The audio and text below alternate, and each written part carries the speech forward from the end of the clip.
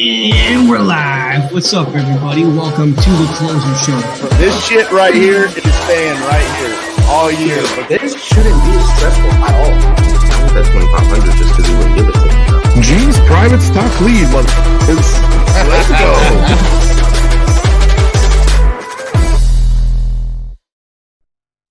Ladies and gentlemen, welcome to another Closers Show.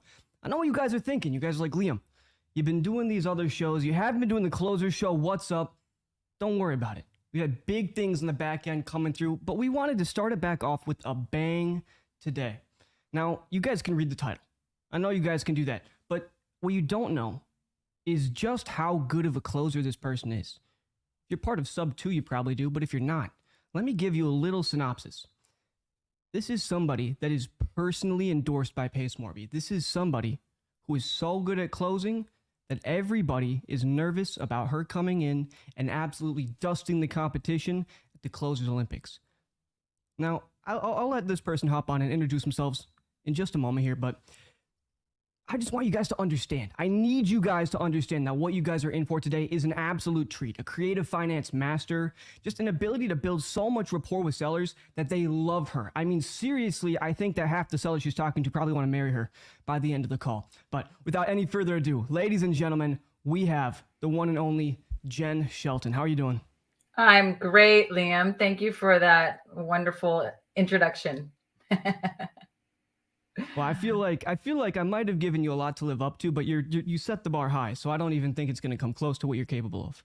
Thank you. Thank you. I'm excited, and I'm grateful you asked me to be here. It's an honor. Well, why don't you tell everybody in the audience here who you are, how long you've been in real estate, what your background is, what you did before that, anything that people might find interesting. Sure. My background is, I had like 15 years in sales and marketing. And I think that's where I calloused my mind, as David Goggins would say, starting with cold calling until, you just get numb.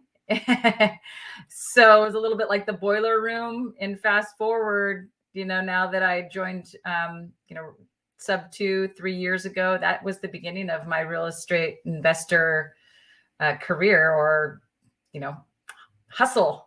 Not side hustle, but my full hustle. And that is where we are now. So we do cash, we do creative. Obviously, creative is always the way we love, but we don't force it on anybody. Like, I should say we, it's my husband and I's business, but I don't force it on anybody. So cash is king, and we know that, but it's always good to have more in your tool belt. So it's you and your husband. Do you guys have other people on your team, or what does the makeup of that look like? Yeah, I have a few lead managers and a VA, and I actually just recently joined somebody else's team also to help close more deals.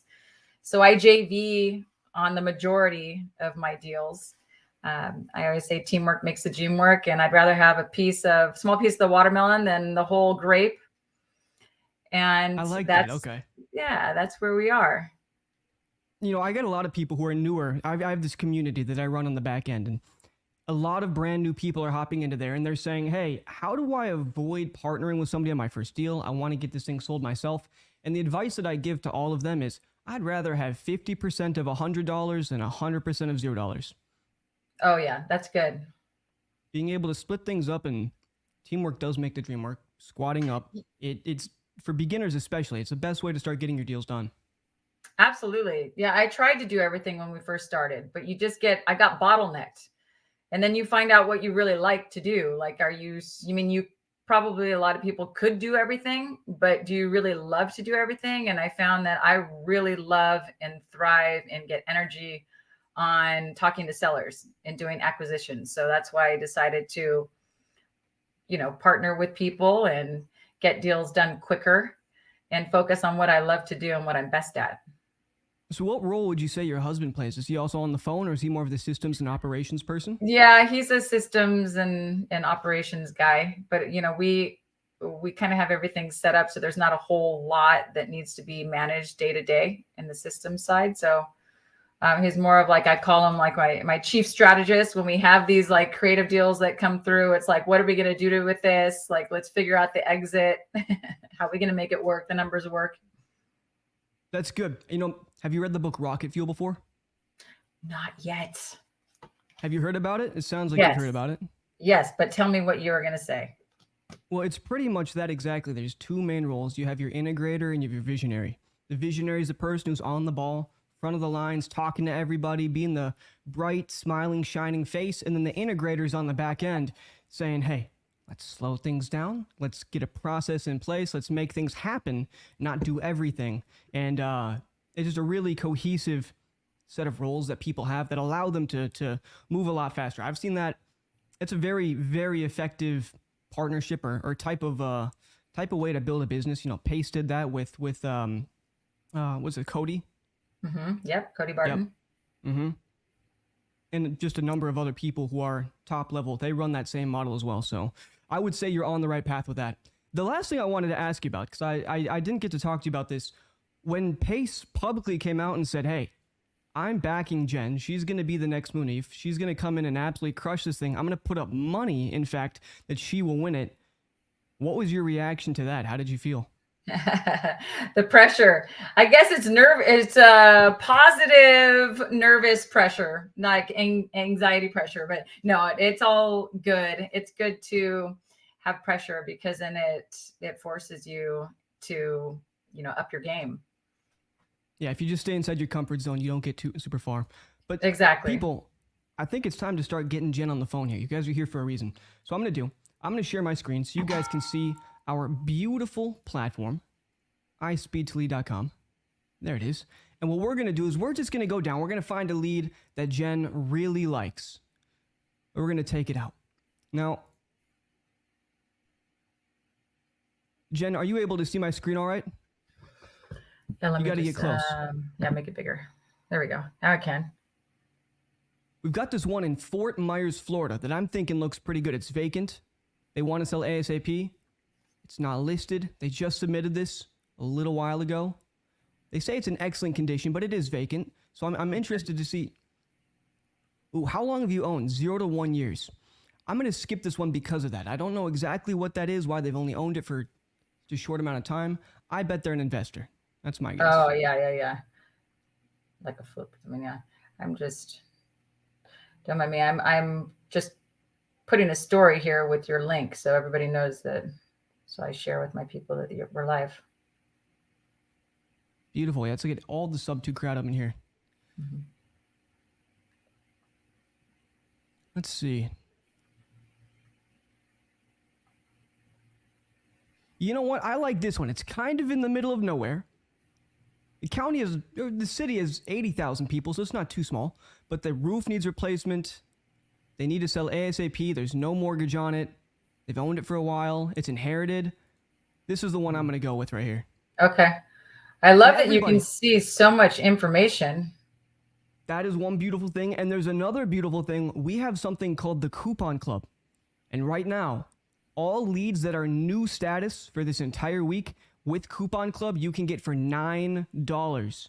So if you use the code 9CLUB at checkout, it'll take you through the process to sign up for the Coupon Club, and you can get as many unlimited new leads, as many as you want, for $9 each.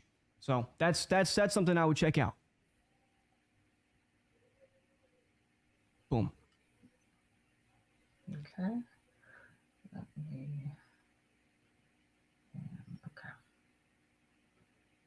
Go. All right, Jen, and I just put that seller's information in the private chat for you. Okay. Okay.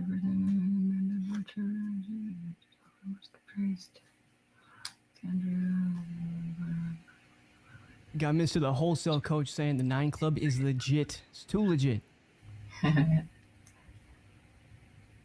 Okay.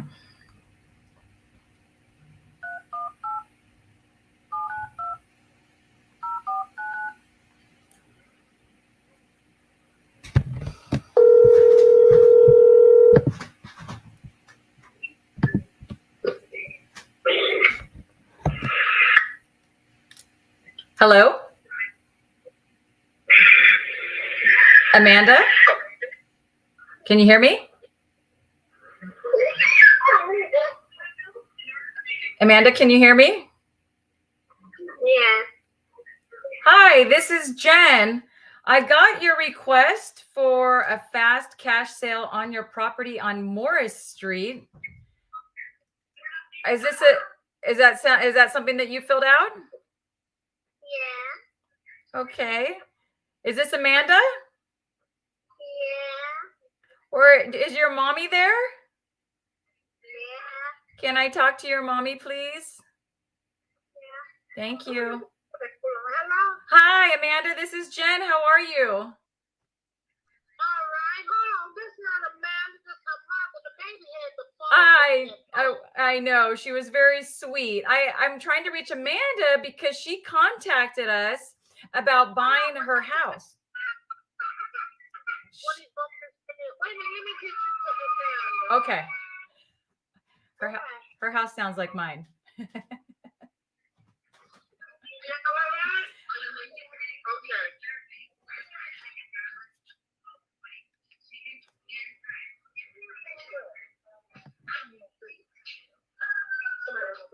Hello.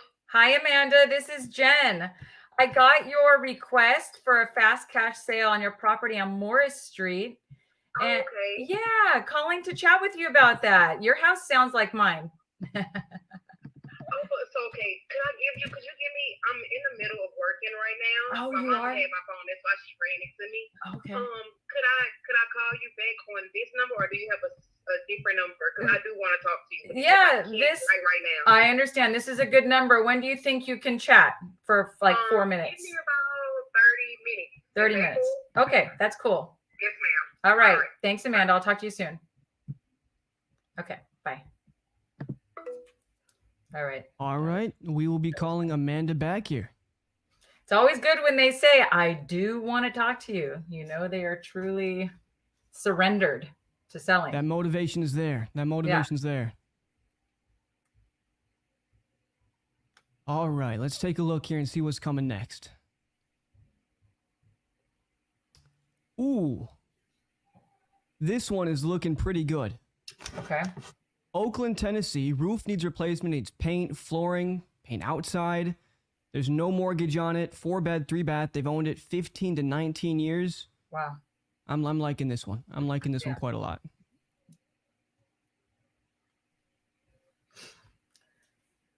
Okay.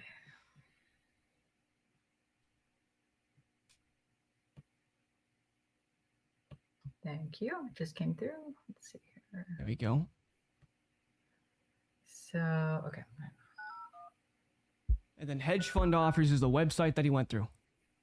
That's good. Good marketing. But people in the chat, where are you guys all from?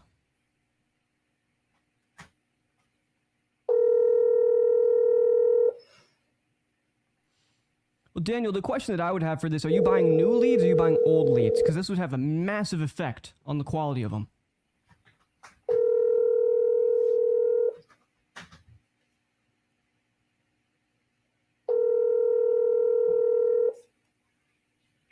North Carolina. Ooh, Joshua, this lead here is in Tennessee. So maybe you guys can JV if Jen gets this thing locked up. Oh, yeah. And Vincent from New York City, Las Vegas. I just had a friend who had a bachelor party out there.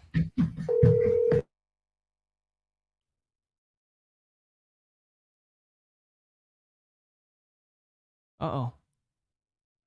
I'm still here. I always do a triple dial. Okay. Honey, hold it for a second, and then I gotta have you go downstairs, okay? I'll be quiet. There's two of you. I know, there's lots of us. Okay, but you don't want to make a call so I can get you ice cream after, remember? If you let me make calls, I'll get you ice cream when we're done. Okay. All right. That was a triple dial. I usually triple dial, and I would leave a voicemail if we weren't doing this, but we don't want them to come back to me if it's not within our time frame here. All right. It's very cool though that these people put this much information on your website, because I've done inbound before and it's not like this. Well, that's the thing about running your own ad campaign is you just don't know what you're going to get. And that's the tough Yeah. part about it. Yeah. So what I'm looking for right now is I'm looking for something that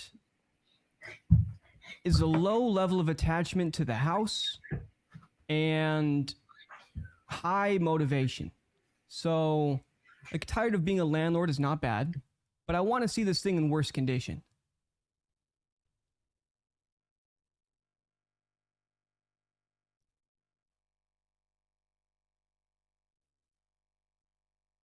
Like this one right here. This is perfect. It's inherited property. It's vacant. They want to sell ASAP. The roof needs replacement, needs flooring, paint outside, air conditioning. They've self-designated it's in poor condition, and there's no Okay. mortgage on it. Oh, This wow. is a person that wants to sell. Absolutely.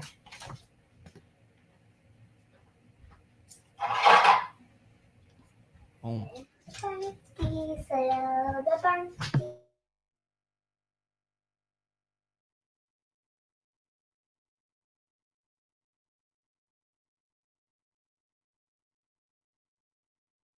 There we go, and I put it in the chat for you. All right, got it.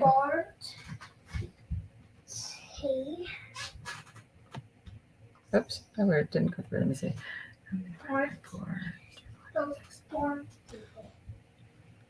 So That one's everybody's actually watching not right now. ringing What through. That one's not ringing through at all? No, it's just like the minute it connects, it ends. I wonder Now, if that's yeah. Are you're making sure that you're not using the that extra skip trace number, right? I'm using the first number, the entered by seller. Yeah, that's the one you want to use. Should I try that other one, skip traced? No, Okay. I wouldn't. Okay. He must have his phone off because he did verify his phone number, which means He that he went did? through this Should I process of text him? receiving it. You can if you'd like. I would say there's probably nothing that would hurt. I'll just say just got your request for a fast cash sale on Can you chat? Ooh, I like this one right here. Now, while it is in the middle of nowhere, they're facing a pre-foreclosure, and they need to sell ASAP. Why are you in the water box? So this one I do like. I do like this Okay. one. So I'll scroll down then. I message the 913 guy. We'll scroll down. And I just put a brand new one in there for you. Okay. Okay. So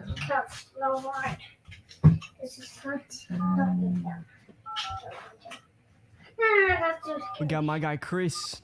9 Club is the way. Indeed it is. Guys, what deals are you guys seeing working in your market right now? You guys doing mostly cash deals, novations, creative?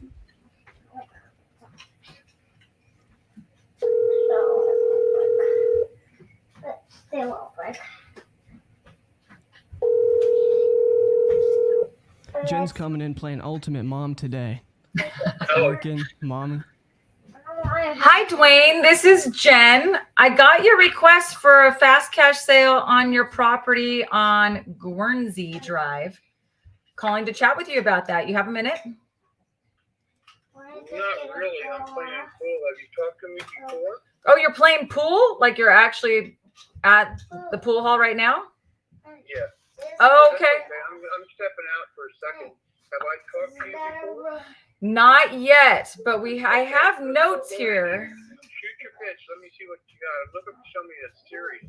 Oh, You know, that doesn't want to tell me they're going to give me a bid in 24 hours and a week later they don't have shit, anything done. that's okay. Yeah. I am as serious as you are serious. So you sound serious. I'm sorry, I'd like to sell it, but if I don't get the right price or get more close, then I won't because I know it'll bring more if I do sell it. So I'm agreeable. Okay. So it sounds like you said you need to sell ASAP. So perhaps would you say that your timeline is the most important thing about selling?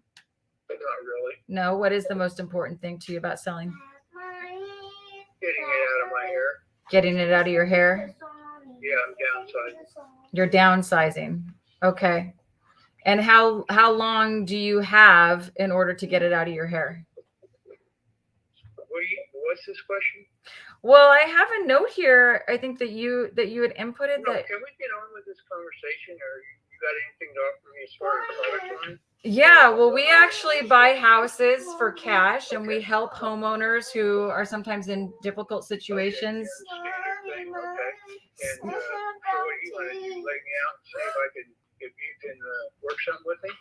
Well, we always like to understand what you need first, and timeline a lot of the times is most important because we allocate a certain amount of cash each month. I see where you're on that. So, Okay.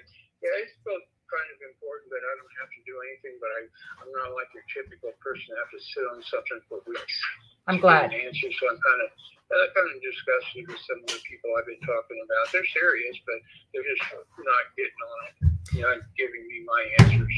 I see. And I know they can't really do that until we get an appraisal. But I just want to let you know you're about a week behind, and I've got 2 other companies that are pretty strong on reverse mortgage, and I don't even know if you do it. And because I know that with my debt to equity, you probably have to have something pretty good, because I just have a Social Security income to show what payments I make if I have another loan, which I can manage up to around $1,000 if I choose to. I see. Okay, so Dwayne, so you mentioned reverse mortgage, that you have a reverse mortgage in place right now?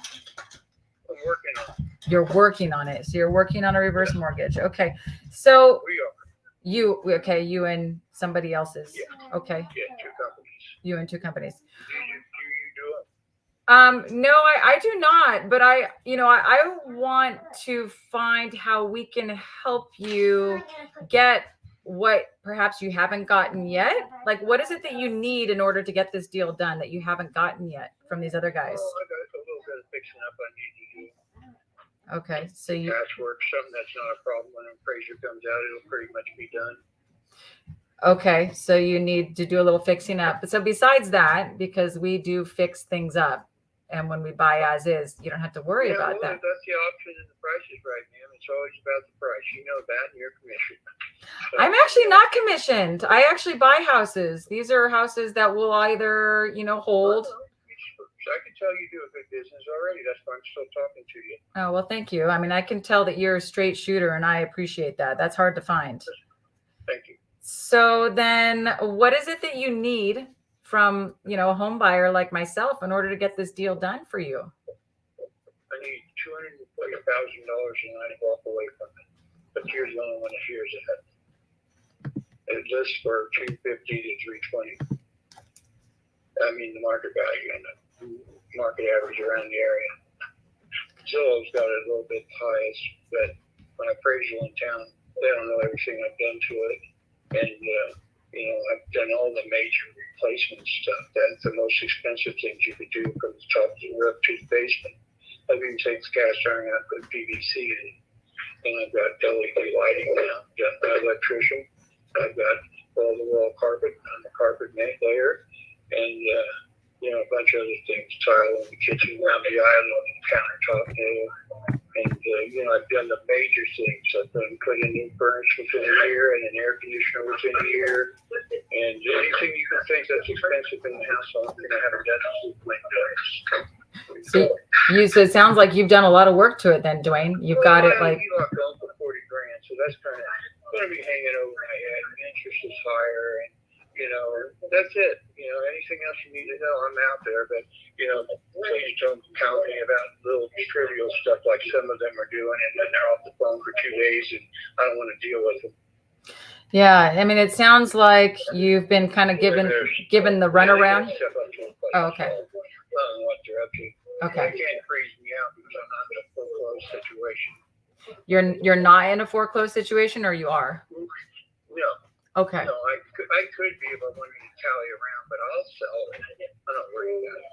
Oh, okay. I mean, it's not terribly, but I can sell it, so I'm not going to lose too much.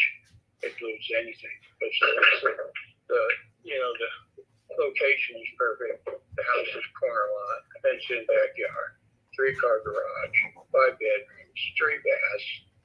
It sounds, Dwayne, like a nice house, and I can tell you don't need to sell. you're not in a state where you have to accept maybe some of these lowball offers you've been getting? $101,000 loan out there, and it's going to come due.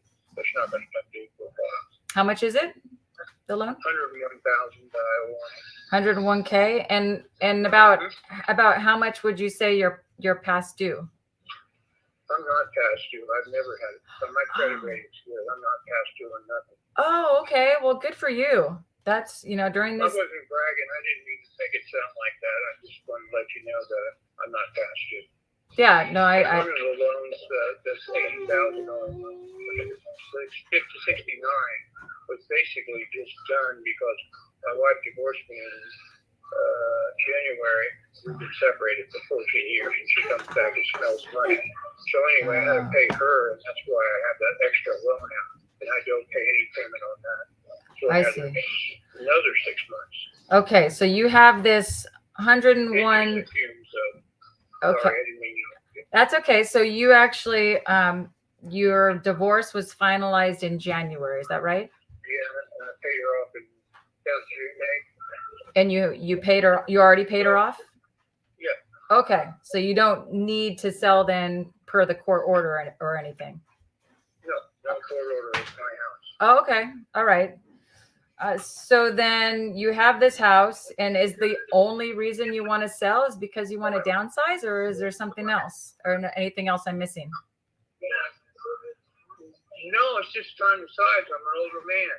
Okay. Downsize, get out, before I have to take care of this property out there with my back happening, Oh, that's tough. Yeah. So then do you have a place already lined up to move to? Yeah, my son wants me to come live in Kansas City, so I'm good. Okay, that's nice. So then you don't He's got a need. cottage in the back of this place. Okay. So that'd be my home when I'm ready to go. Meanwhile, I don't know when I'm going to go. Like I said, I don't really want to sell it. I just want somebody to want to take over my loan too.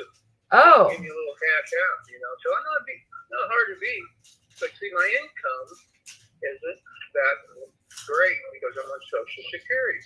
And I still have money on the side doing part-time gigs, but it doesn't really get reported, and it's not that much. It's legal. And, so I'm just letting you know that, unless they want to lowball me or play with me a little bit, that ain't going to work. I need somebody that wants to give me a loan for at least $110,000 and have equity in my home. Okay, so Dwayne, you've mentioned so many important things, and I just want to make sure I have it right. So you don't need the money from this house in order to move because your son you're going to be moving with your son. I'm not going to do that for years. We don't need to talk about where I'm going to move in. Okay. I got all that taken care of. Okay, good. And the reason why I always ask, I never want to buy someone's house if they don't have a place to go. I just want to make sure. I hear you. Okay. Oh, that's a good reason. Yeah. I see. Okay. Yeah. This is my first time doing it. I'm halfway knowledgeable. I know in the reverse mortgage you have to do this educational thing for about an hour and a half. So I wish you did them. They're really a good thing, but I'd take the loan. Well, then what you need the loan to pay? Why do you need to pay off this $101,000 loan? It'll come due in 6 months. Because it's going to come due in 6 months. Yes. The whole thing. No, just 100,000.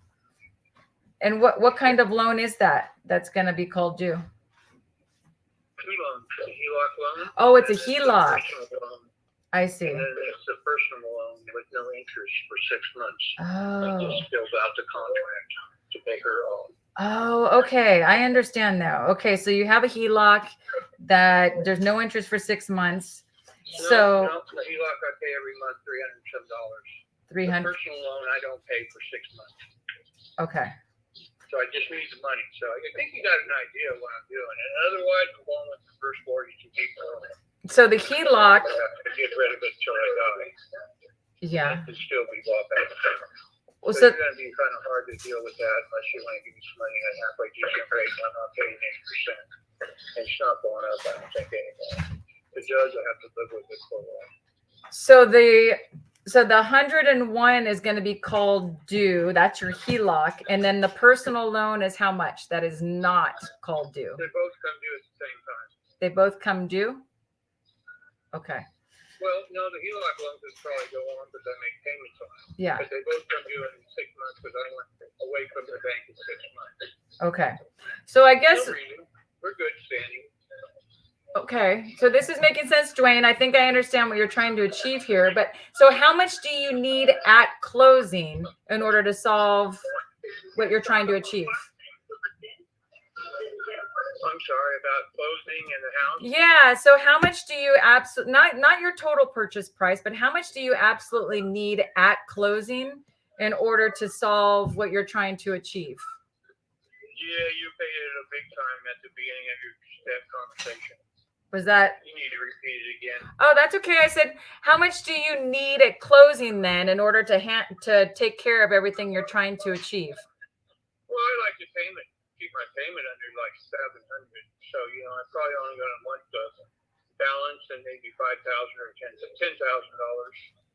So probably about 115,000. I see. So it sounds like you've been talking. So some of these guys have been offering you like terms, like where they can give you a down payment and take over your mortgage payments. Is that what they've been doing? Some of them. Yeah. And so did. Yeah, just a couple. Okay. And did they also want to pay on installment loans too? Some of them. Yeah. But give me a down payment, pay every month, and I told them, they want to buy my house and they give me the right price, like I told you. They can have it. They can do whatever they want to do too, as long as it's in accordance with the way I work. And that means I want a fair price and a fair offer. Yeah. Of whatever we do in interest. That's all you have to do to get me. Yeah. Well, I do know that so cash is the first way that we buy, and it doesn't always work though, because for a cash offer, Right. not just us, but all cash buyers, we're going to have to be able to make like a marginal profit on the back end. But it doesn't sound like that's going to work for you because you are asking 243 is your bottom line. Is that your bottom line? Yes. 240? That's your absolute bottom line. So And it'll go for 350 next year. You watch if the house is up for sale. 350. The location. Doctor's office, high school, grade school, Hageman up the road, parks, one side, and then there's another park all within walking distance close. Yeah. Businesses, but you're hidden by a building. So market value on the lot is going to be, it's going to be worth more than other places just because it's a prime location. Yeah. $1 million homes around. So nobody can do no comparison buying around there. But they have to go over a street and then it all changes to the west. So if you pull it up on Google Maps, those houses haven't been sold. Yeah. In the immediate blocks around there, I know. So One house was over on the front, but if they're going to do a comparison and come up with a price, they're going to be wrong because the houses next to me are, well, two of them are $1 million houses, and mine ain't anything like that. But the area is what I'm trying to say is pretty good. yeah. It's going to be a marketable home to sell at any time. I bought it in 2 hours. That's how sure I was. And there was 4 realtors that were trying to nest in on me. And Dwayne. that's how fast this house goes. Dwayne, I'm sorry to interrupt. I just want to be able to catch my underwriter before he leaves. He's heading out to an appointment. Can I put you on mute? Just can you hold on for like 30 seconds? Yes, Okay. thank you. Can you hear me, Dwayne? Yeah. Okay. So he's asking full market value, right? He is. From what it looks like, yeah. I haven't really ran any comps on it, but it looks like it's worth about 240, and that was the number that he gave. Yeah, that's what I was thinking too. So reverse mortgage, I mean, I don't think that we don't do any of that. You don't do any of that, right? Well, from what it sounds like is he said that he was in the process of getting it done, but I don't think he has a reverse mortgage set up yet. If it is, then it's a dud. There's no point in. Yeah. Okay, Dwayne, sorry about that. I just, for cash and like 240, unfortunately won't work for our company because it would be paying at this, as today, we'd be paying full market value. And the only way we'd be paying full market value cash if that's what we were going to do. So it wouldn't make sense for our company to do. But the only way we could come up to that is if you were open to leaving your mortgage in place with us making those monthly payments instead of you. So, and I would be making them. well, I'm just saying that's the only way that we could buy your house for somewhere near that price is if you were open to keeping the mortgage in place and us making monthly payments for you. You make monthly payments? We would make the monthly payments for But I you. still have to have that payment of $100,000. I need that just before I do monthly payments. Because because it's being called due and in its entirety in 6 months. Is that what you're saying? Yeah. Yeah, and I'm on a different bank, and I already told them I don't like the 8% interest. Okay. It's a little better with UD5. Yeah. I gotta get credit ready. Well, and at this point, unfortunately, I think that, whatever you have going on, like with the reverse mortgage, that might be a good option for you. Or do you have a realtor that you, They're up to 250. do you have a realtor that you like and trust? No, I don't need one right No, you don't want to chat with them just to see how that would look if you sold on market? now. Okay. No, I'm not a realtor, but I could refer you to I one. know everything pretty much. I'm not bragging. The basics, and I've asked questions, so I know as much as I need to, unless my mind needs more. So it's okay. Okay. I understand where you're at. Well, But if you want to come in at like 235 on the buyout, yeah, I wish we could, but we're gonna be pretty far below where you need to be, Dwayne. We're gonna be, Okay. yeah. But I appreciate your time and I wish you the best of luck. okay. Okay, thank you. Good luck with your billiards. Bye. All right. Thank you. Bye. Okay, that was a long conversation to get to where we needed to be.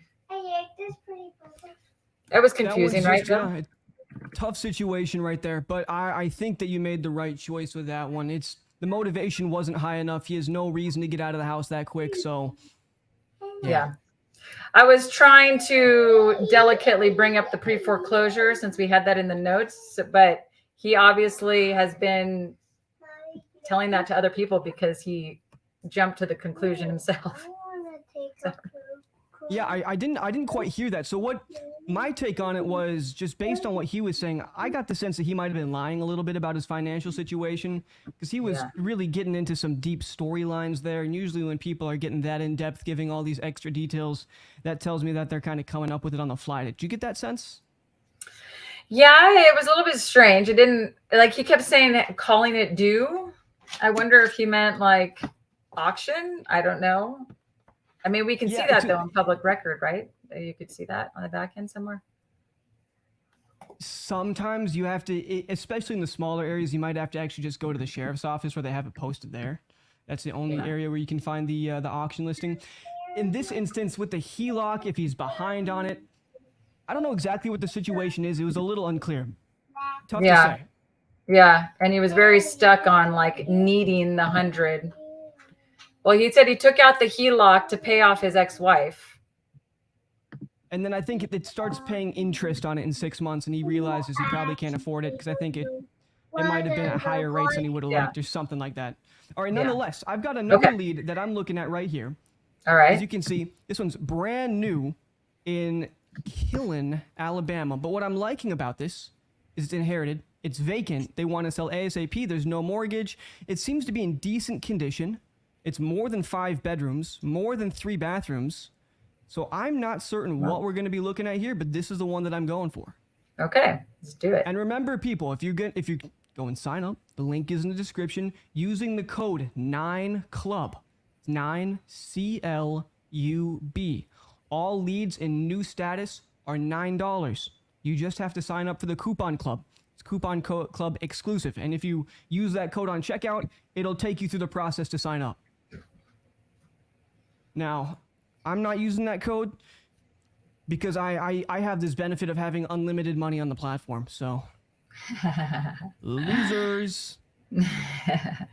So I made the mistake on that last call of asking him in the beginning, which I don't usually do. And I see Daniel Quijano is on this call. I don't usually ask if they have a few minutes. I just kind of say, I have a few minutes, or I'm going to ask you a few questions. And he said he didn't have time, but and then he talked for 25 minutes. I just ignored him. That's the way to do it. I think with that one too, we caught you off guard because you were chatting with me and all of a sudden he answered. You didn't remember what his name was, and so you were looking back and forth. But I just put that other lead in the private chat for you, so you can go and grab that one. Got it. And she has just submitted it, so she has every reason to answer. And then Mr. Gene Blinkov out there in the audience, check our messages.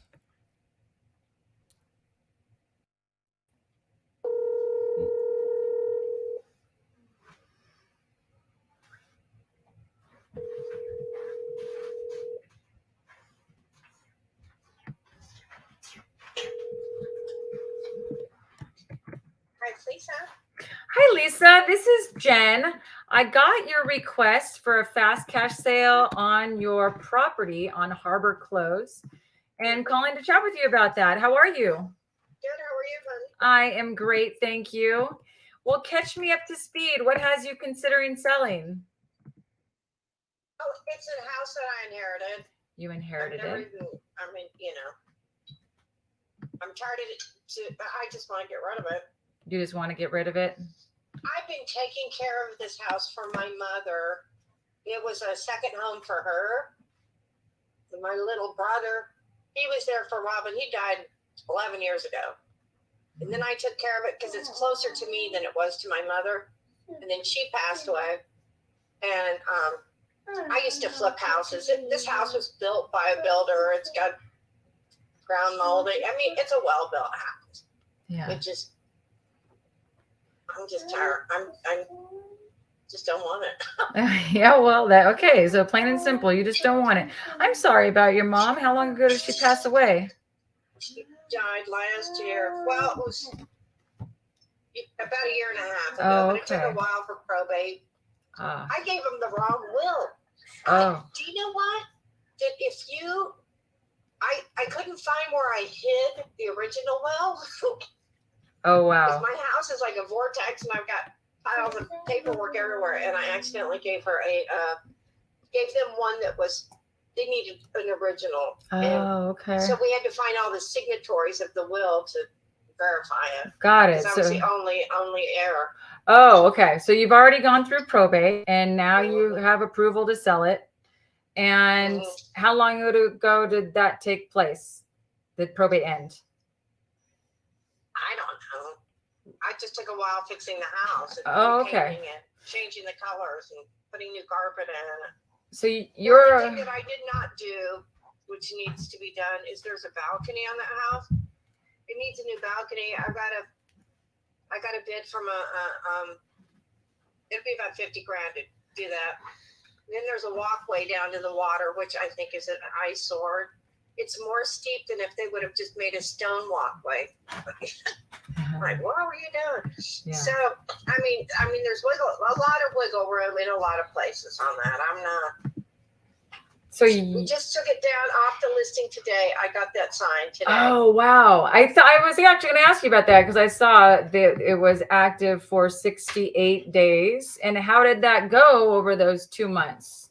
She only showed it a couple times. She's 80. Oh, The gal, and I know she knew the people on the water. And so she just, at first she said, oh, let's just sell it. Because it's not a great water lot, to tell you the truth. It's in a cove, and a lot of people on the lake. You're calling from where, California? yes. Okay, so here, and I'm from Ventura Beach, and I went to women's school in Ojai. So, Oh, cool. And I did venture capital in Silicon Valley in the 90s. Oh, wow. So, and then I came here and bought a bunch of property. Like it just owns you. You don't own it when you're in a place like this. Because anyway, so on the lake, this lake house, there used to big open waterways, and this is in a smaller cove. So it's the realtor said, let's just sell it as a house because it's a gorgeous house, not as a lake property, and see what happens, because there's not much on the market. And that's in a great school district. A lot of the and it's in a great subdivision. There are no HOA on that subdivision, but the neighbors are all from Nashville. These are most of the people, these are second homes. These are people that buy second homes from Nashville. And I had a couple of houses up there too. But because there aren't any really nice lakes or rivers up there. This is just 2 hours from Nashville, and it's gorgeous. Plus, we have Muscle Shoals Sound, which is all the music. I mean, the Rolling Stones and Aretha Franklin and all these people recorded here. Wow. Yeah, So like this handy festival and stuff. But it's only about 100,000 people in this quad. It's this area.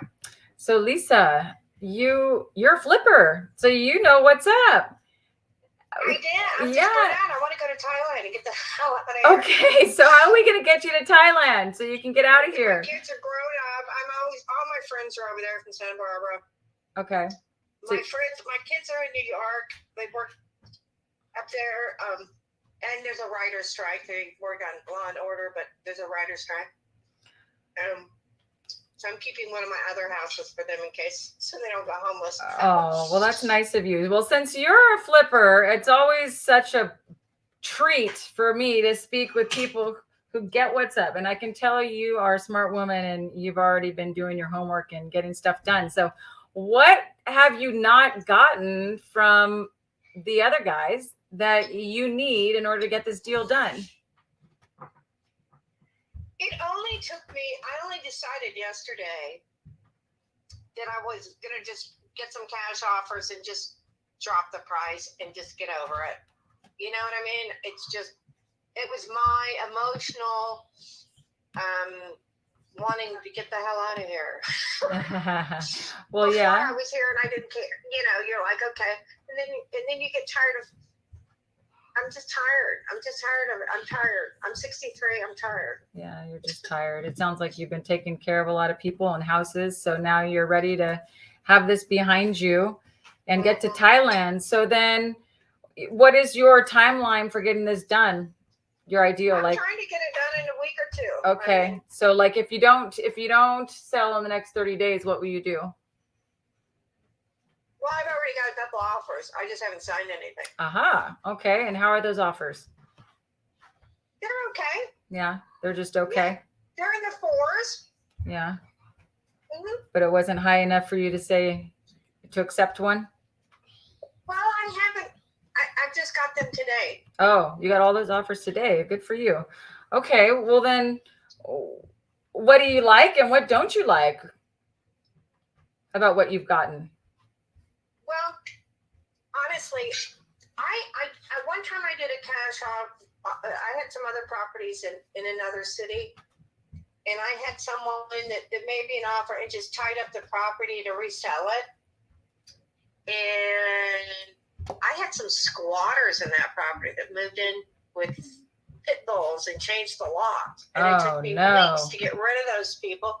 And then when I finally did and got it cleaned up, they had put an affidavit on my title. So I had to pay them $25,000 to get rid of them. So I'm just kind of afraid, you know, I just want to make sure I'm getting a straight cash offer from a buyer. And I'm just doing my homework on who's making these offers and checking their reviews and that kind of stuff. That's really all it is. It's price is fine. I'm ready to go. Yeah. Okay. So you're ready to go. It sounds like you want to make sure that I'm a real buyer, that I'm credible. So that's not a problem. I can send you, HUDs and all of that stuff, referrals, title companies, Okay. attorneys. But in terms of you and your professional flipper opinion, how much do we have to put into it in order to get it show ready, 2023 market ready? Honestly, I think there are a lot of properties on that lake over $1 million, $1 million and $1.5 million. One just sold for $1 million. I think that property needs the bathrooms upgraded because they're not marble. If you put marble or tile bathrooms in there, and just redid that one balcony outside, and take the walkway and just knock it down and put some steps, some stone steps, because it's not as steep. I mean, that was just an eyesore to me. I thought, what the hell were they thinking? My mother and brother did that. They lit it up. Here, mother. And I thought, she's going to break her neck on that thing. But the rest is fine. I mean, I updated the colors, blah blah blah. But I really think the bathrooms they're beautiful, they're fine, but to get a higher price, you need more luxury looking. Okay, so you said that the balcony was about 50 right there, and then we have Right there. And my neighbor, I gave my neighbor, my contractors, they did a bathroom for her. It was 30 grand. She bought a house in another neighborhood that I live in. She bought it for 1.5 and sold it for in a year. She bought it for 1.5, and she is my contractors, and she just redid the bathroom and repainted and put some wallpaper in and sold it for $349. 300. It was a pocket listing. She sold it for 349,000. And she only put 30 in the bathroom with all marble. These guys are Guatemalans.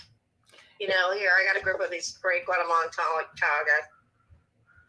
They redid the tiles in the kitchen in that house too, and so there's 2 kitchens in that house. There's 2. Yeah, I just noticed that. That's unique. It's got 2. It's like 2 houses. It's got 2 kitchens, 2 master rooms, 2 washrooms on each floor, and then there's an upper floor with more bedroom. It's almost like 2 houses. So my brother would stay in the bottom, and there's a big jacuzzi. So I'm sorry, what were you going to say? I'm sorry. No, it's all right. I didn't mean to cut you off. So when you had it listed, is that the highest offer you got was 400? No, it was 480. 480. It was in the 4s, yeah. Okay, that was the highest on market. Today. Okay. Today. Okay. No, just today. Just today. Okay. I didn't get any offers on market, and I think it was this gal didn't really advertise it. That's tough if you're not advertising it. Yeah, and I would call her and I would say, hey, let's tweak this and let's tweak that. And I have to tell you, the people here are lazy and not very bright. Guess what? I'm in a They're restaurant. I know they're like that here too. Are you kidding me? I think it happens everywhere. I did venture capital in the 90s up in Silicon Valley, and that was fun. I made more money with the parents on the soccer field.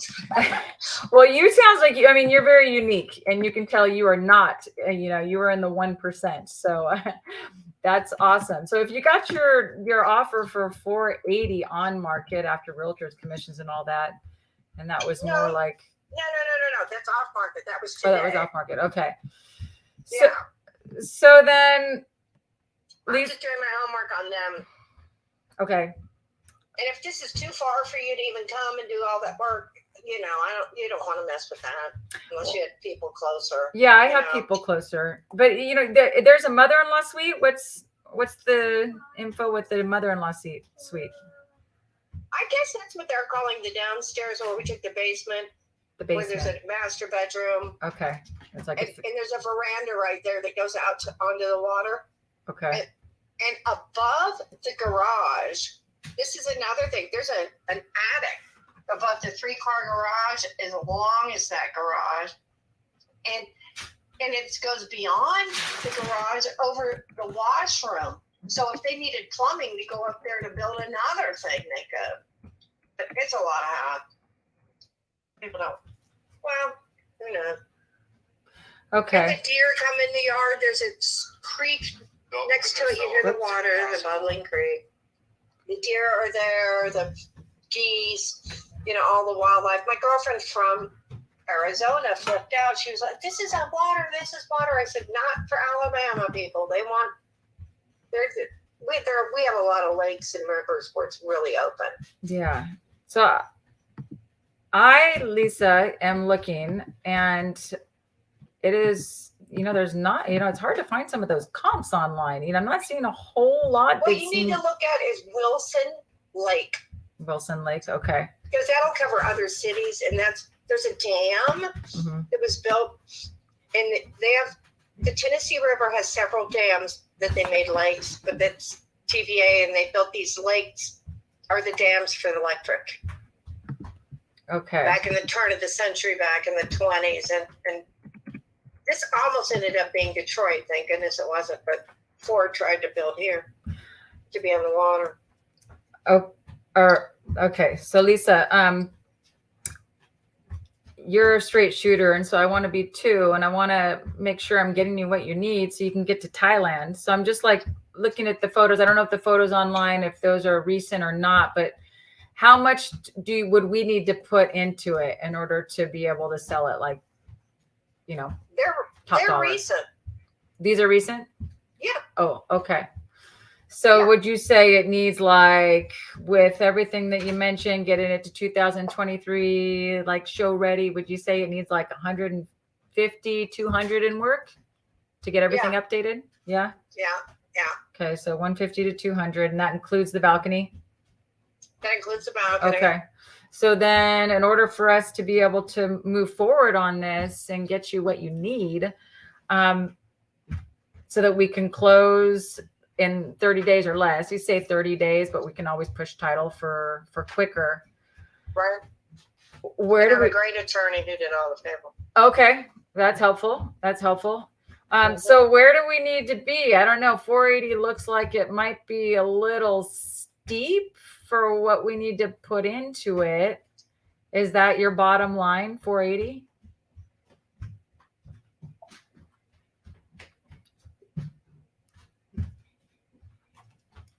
We could go to 450 if because you're going to need to put I think you're going to need to get those bathrooms looking gorgeous. Yeah. Honestly. Yeah. They're nice, they're usable, but they're not gorgeous. Yeah, I appreciate your honesty. My underwriter is about to leave for the day. So can I put you on hold for like 30 seconds and just swing this by him? Okay. Okay. I'll be right back. Thanks. Thank you, honey. Okay. Lisa can hear me? No. Okay. So she's down to Okay. 450. So what I was trying to figure out, because I'm looking at the photos and it's kind of confusing what we're looking at here. And I thought there was a second mother-in-law suite because there's those two kitchens, but there's not. This is all one property, and that second kitchen is in the basement. That definitely needs to be updated. The bathrooms definitely need to be updated. And then, of course, the balcony needs to be updated. Otherwise, most of the rooms, they've got this old carpet in there that it looks like the carpet's in good condition, but it looks like, it's like late 90s, early 2000s style carpet, just like shag white carpet, or not really shag, but you know what I'm talking about. So that needs to be updated. And then the property itself is just unique, with it being 6 beds, 5 baths, 5,000 square feet, kind of lakefront, but kind of not. There's just not really any comp. So we've just got to base it upon the fact that she had it on the market. And did you say that her highest price was 480? She didn't get any yes, that's the No best. That's offers the most on she got, market. 480. Yeah. It's okay. It's okay. So she needs to be at 450. I mean, I'm inclined to believe that 450 would be the very, very top end of what I'd offer. But Okay. Yeah. I'll tell you I'll tell you what my thoughts are here. Yeah. What are your thoughts? I reached out to Mr. David Olds, and he knows this area exceptionally well. He runs Tennessee State Home Buyers and lives out in Chattanooga, which is not far away from this area right here. So here's what I'm thinking. Just given that I don't feel very comfortable in my comps, and I don't think you are either, this to me could definitely be a potential deal. So I want to forego trying to get this closed just for the sake of the show. David said that he can be available in about 30-ish minutes, and then he can take a look at it. So I think let's feed the details to him. He can let us know what he thinks about it, and then we can get back to her. So what I would do if I were in your shoes is I would hop on with her again and just say, hey, so I spoke to my underwriter, and he wants to talk to the senior underwriter, just given the uniqueness of the property. We emailed him the details, and he'll be back with us. Do you mind if I call you later tonight? So that's what I would do if I were in your shoes, and Okay. that way we can try and get some better information on this thing. Yeah, yeah. Hi, Lisa. Thank you for being so patient. Mhm. I know you're a busy woman. So I want to make sure that we are really giving you our best offers. So my specialist for that area is going to be available in the next 30 minutes. I'm going to run it by him. And can I give you a call after he and I chat? Yeah. Okay. Make sure you just check Wilson Lake. Okay, honey? Okay, will do, Lisa. Save my number so you so it comes through next time. I will. Appreciate Okay. it. Okay. Thank Thanks. you. Bye. Okay. Good call. We're having some, this is, if there's any parents or people who have puppies, we're potty training over here at the same time. So it's never a dull moment. She just had a little accident behind me. These are the things you don't see. Well, you're handling it like a champ. I've got a cat, and we got these Okay, different there you types of go. treats for Get it. it. And those treats didn't agree, and we weren't certain what it was, but he kept showing up. It turns out it was those treats. We got it resolved. Okay, so I've got the information here saved, and we'll talk to Mr. David in just a little bit. We got Naomi, Jacqueline, Daniel. I think that the information you were giving was spot on. Understanding the personality, somebody who's in Silicon Valley, made a lot of money too doing it, raising money, working with hedge funds. That's somebody who's a shark. That lady was absolutely a shark. So coming at them from an area that they can respect just by being as sharp and as straight to the point as them, that's going to cut through. That's where they're going to like you or hate you. Now, I'm looking for another lead here, so I'm going to pull this up. You guys can see what I'm looking at. Let's take a look here.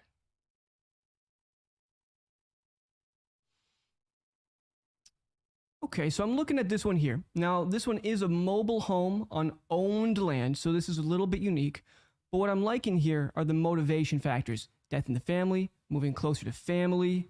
It's owner occupied, they want to sell ASAP, there's no mortgage. It's got foundation problems, air conditioning problems. And that means there's probably other issues too if there's foundation problems on a mobile home. 3 beds, 2 baths. Yikes. No. I'm going to put my thumb on that one. But I certainly don't dislike it. Let's see. I'm going to scroll all the way back up here just to the brand new ones. Here we go. Now this one is in the middle of nowhere, so this one will be tough to find buyers for, but Beaufort, Wyoming. Financial reasons, selling a vacant, non-occupied house. It's vacant. They own the property. There's no mortgage. It needs replacement. The roof needs replacement. They've owned it 30 to 50 years. This is going to be a pretty sexy lead. Right. They've owned it for 30 to 50 years. Holy smokes. They have indeed. All right. And it's a mobile, or is this the modular, or is this different? This is a different one here. This one is okay. a regular house. Okay. Single family, 3 bed, 2 bath. Okay. Okay. Okay. Bedford.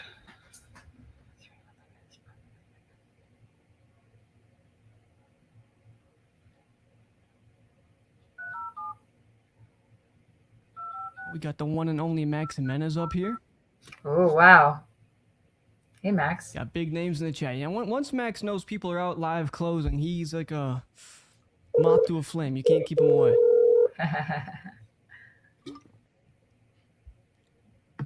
Hello. Always scared. Hello. Hi, Robert. This is Jen. I got your request for a fast cash sale on your property on Road 206. How are you? I'm all right. You're all right? Well, I'm calling to chat with you about that to see how we can help out and hopefully move forward with a cash offer. Would that work for you? Well, if it's in the ballpark, potentially. If it's in the ballpark, potentially. Okay. It sounds like you've been doing some market research. How's that been going for you? Fine. Fine? Just fine? Yep. I mean, I'm in no hurry. You're not in a hurry. Okay. What is your ideal timeline for selling? Would you say 30 to 60 days, 6 months, a year? Oh, I mean, like I said, it's paid for. I just don't use it like I should. So, just paying taxes on it. Oh, you're just paying taxes on it because it's vacant, right? It is, yeah. Okay. So you mentioned like, if we could get to a number that's in the ballpark, that you would be open to signing a purchase agreement today? Oh no, not today. Oh, no, not today. Yeah. Okay. I don't know. I've had several inquiries about it, but I was looking to get probably around 170 out of it. You're looking to get 170? Or, And what have the offers been like that you have been getting? oh, one was 150. That's the highest you got? Yeah, And why do you think they came in at 150 or lower? I have no idea. No idea. Okay. Well, you mentioned that even if we could agree on a reasonable price, that today would not be the day to make a decision. What would need to happen for you to be able to make that decision? Well, if we're around that 170 mark, probably within the next 30 days. Okay. So it's more about getting the number that you need. So if you got the Right. number that you need, which you said you need 170, is that your like bottom line? Right. Yeah. I mean, it needs work. I started to redo it. I've done the outside and poured some cement and that type of thing, but the inside needs a lot of work. The inside needs a lot of work. So in your opinion, since it sounds like you've been already starting to get estimates and stuff, like how much do you think it needs on the inside to get it 2023 market ready? Just a ballpark. Oh, if someone was up there working full time on it, they could probably get it done in a month, I guess. Oh, I mean like dollar wise, about how much? Oh, to get it fixed up? Yeah, to get it all fixed up and market ready. Well, if you hired a contractor, that it would. I would say probably around, depending on what you wanted to do with it. The basics are there. It's kind of an unusual situation. It's a cabin, but it has a well, of course, and a septic, and it has a natural gas line that actually runs out there, which is kind of unusual. And of course, it has which means it has a furnace. So, I don't know, probably at least 10,000, probably to get it just to do the basics. Yeah, just like the bare minimums. So probably to get it market ready, we'd have to put in more than that, which we do. I mean, we do flips, we do buy and hold. So we do a little of everything depending on the situation. You mentioned it's been vacant. How long has it been vacant? Well, I used to use it more. I haven't gone up there and stayed probably for a couple years. So I'll go up there and just make sure it's still standing and, just to make sure the utility, the electricity is running, that type of thing. Oh, wow. So it's only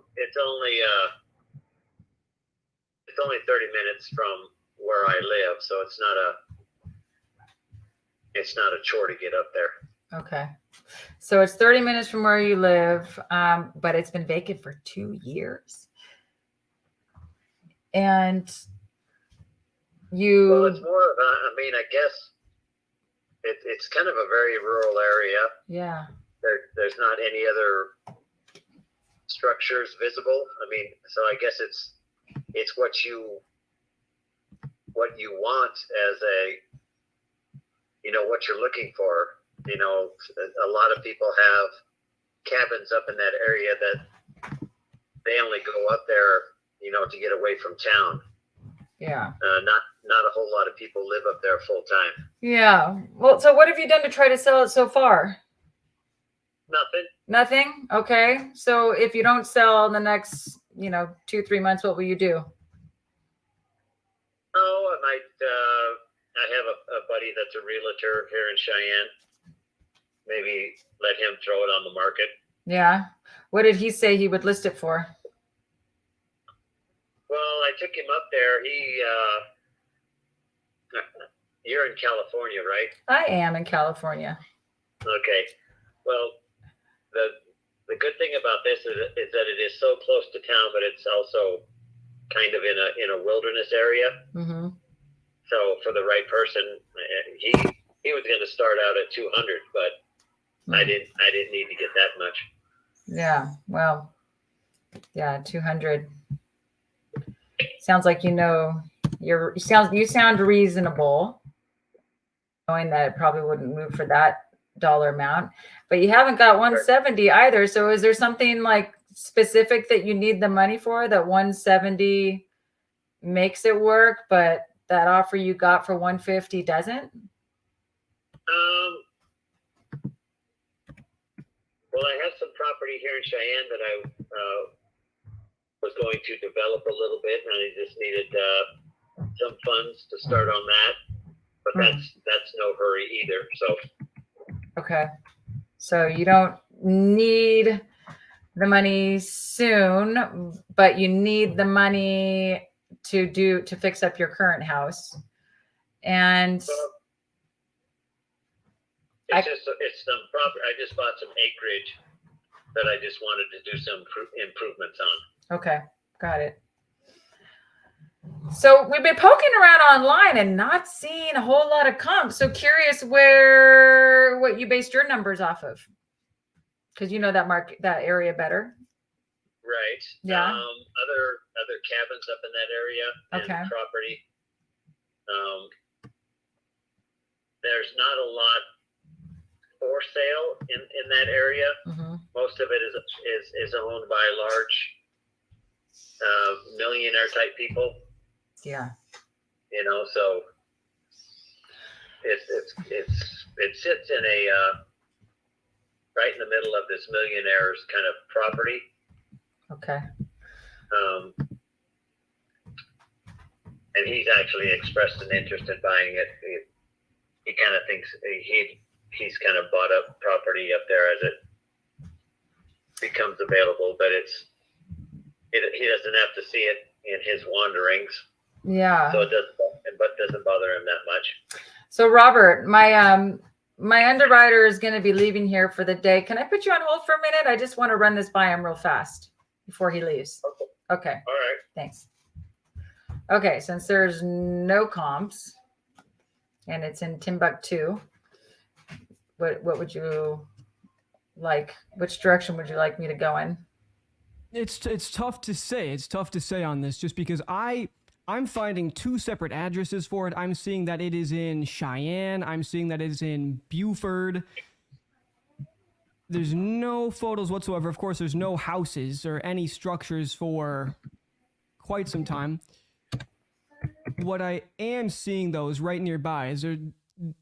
I'm assuming what the millionaires thing is a spot called Remount Ranch. And you know how these wealthy people like to just get a nice big old ranch out in the middle of Wyoming and just do as they do out there. I'm looking at it. Yeah, dating to 1875. PropStream shows that the estimated value is 187. I'm not seeing anything on Privy. And then its estimate is way different, 432. Not sure what that's based on. Maybe it's based on one of those millionaire. Well, he's definitely not lying about that millionaire stuff, because this Remount Ranch has a 6,000 square foot granite house with 9 fireplaces.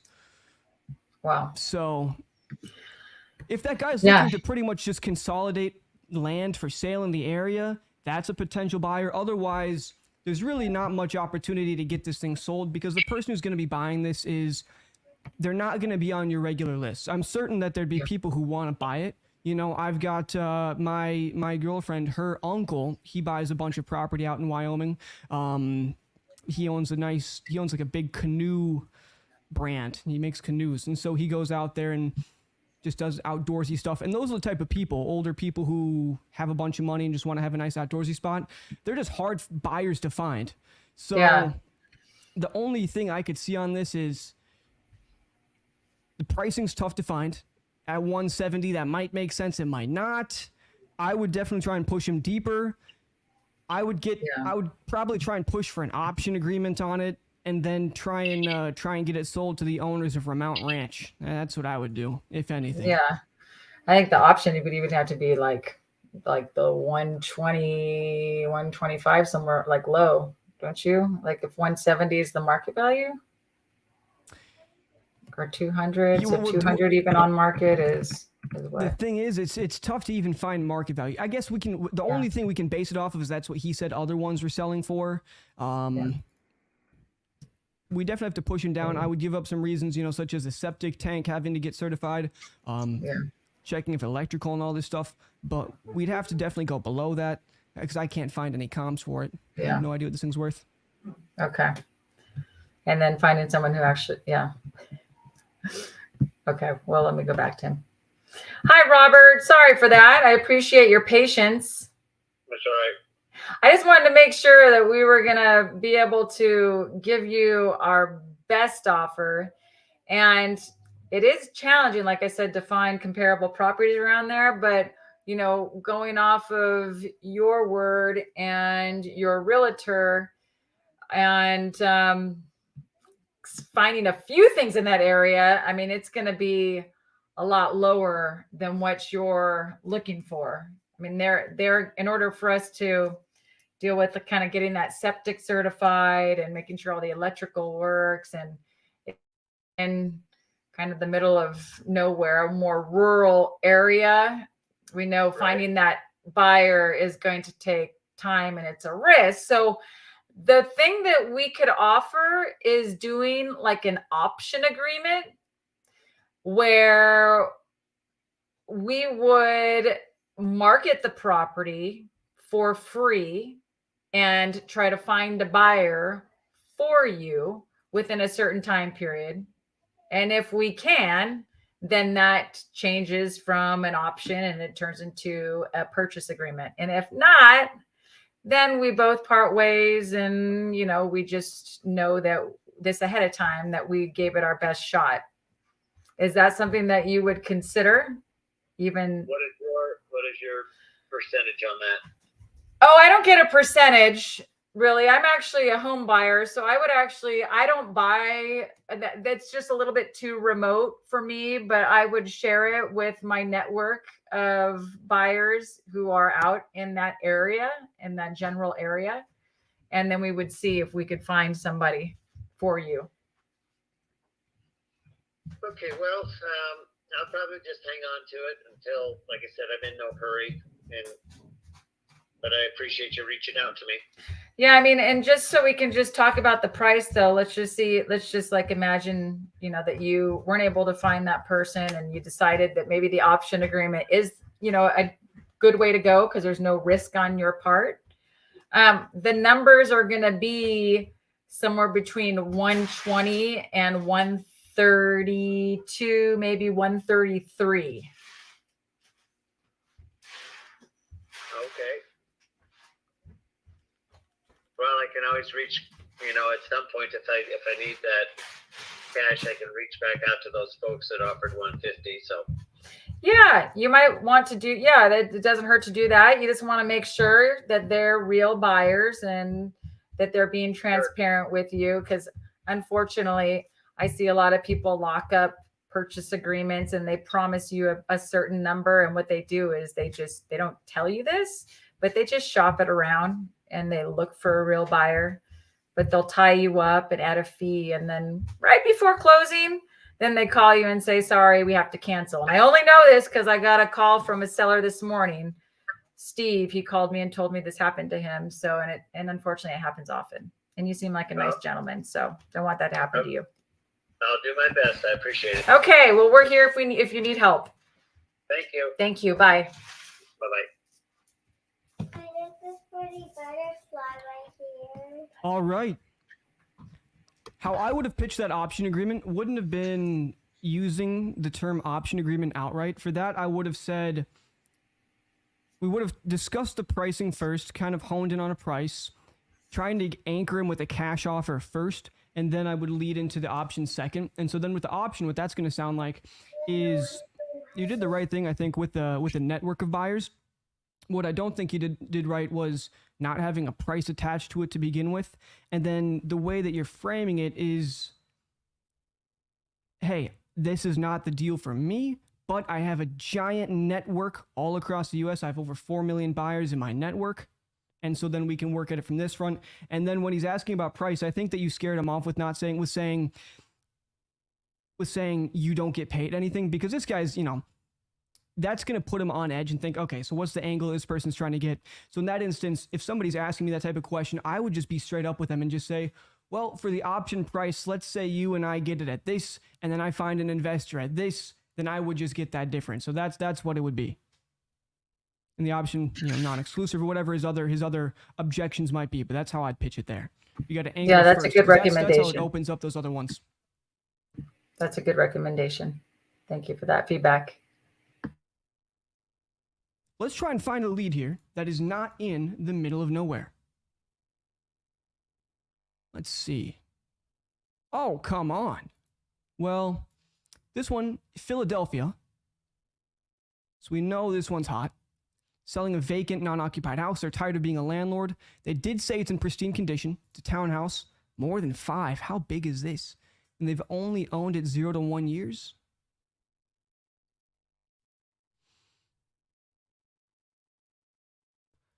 They say they're the owner. They're not a wholesaler. How are you feeling about that one?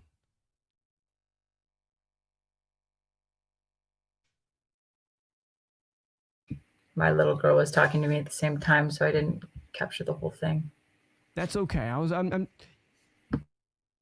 trying to find one that's not in the middle of nowhere. I found the very one. Here it is. It's just outside of Atlanta. Looks like one of the Atlanta suburbs. Person's moving close to family, but bathrooms need work, plumbing, paint, air conditioning, single family, 3-bed, 1 bath, 20 to 29 years they've owned it, and there's no mortgage on it.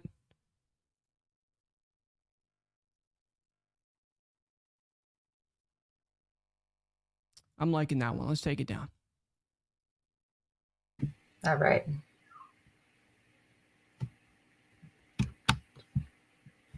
Okay. And looks like we've got Miss Sherelle. Miss Jackson. I'm sorry. I'm for real. And the brand that she spoke to was Nationwide Investors Group.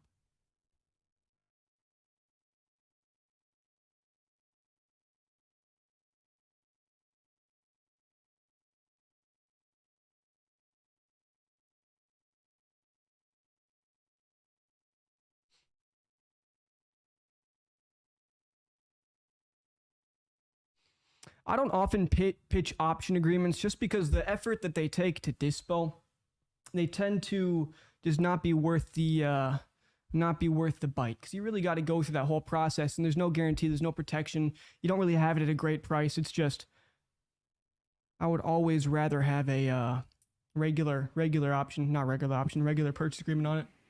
Yeah, I agree. Especially if it's in like a rural area where there's not a lot of activity going on. Okay.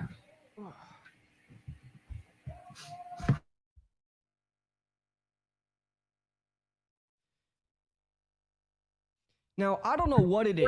I don't know what it is about me. Oh, you're not on the phone. I don't know what it is about me, but when I talk to, You have. oh, that sounded like It did, right? like a She fake threw out. me off Yeah. too. Straight to voicemail. But what were you gonna say? When I am talking to ladies named Sherelle Jackson from Atlanta, I don't know what it is, but they always love me. I always have the best conversations with them. They're always the most fun. That's awesome. You should try her back. We'll swap roles. I like talking to women from Atlanta and Detroit. They're always the most fun. They're always the most fun.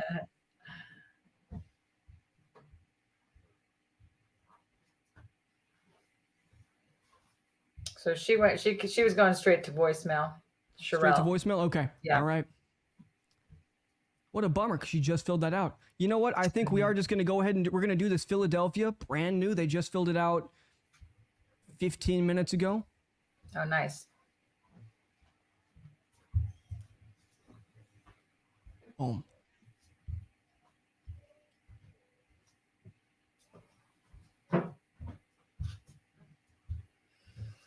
Mitesh. Okay.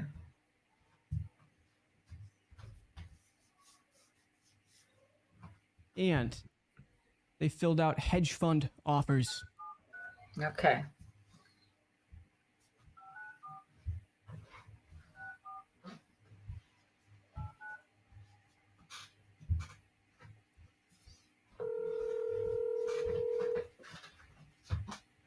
They just bought it for $150. It looks like they flipped it. We'll see. Ah, okay. They bought it in August of last year, August 31st. Okay.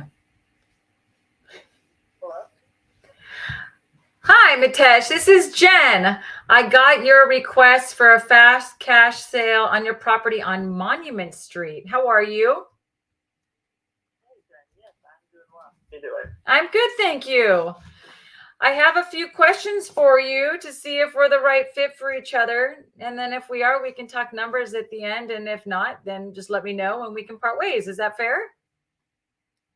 That is fair, sure. Oh. And if you have a few questions, I have a few answers. Oh, fantastic. I like you already.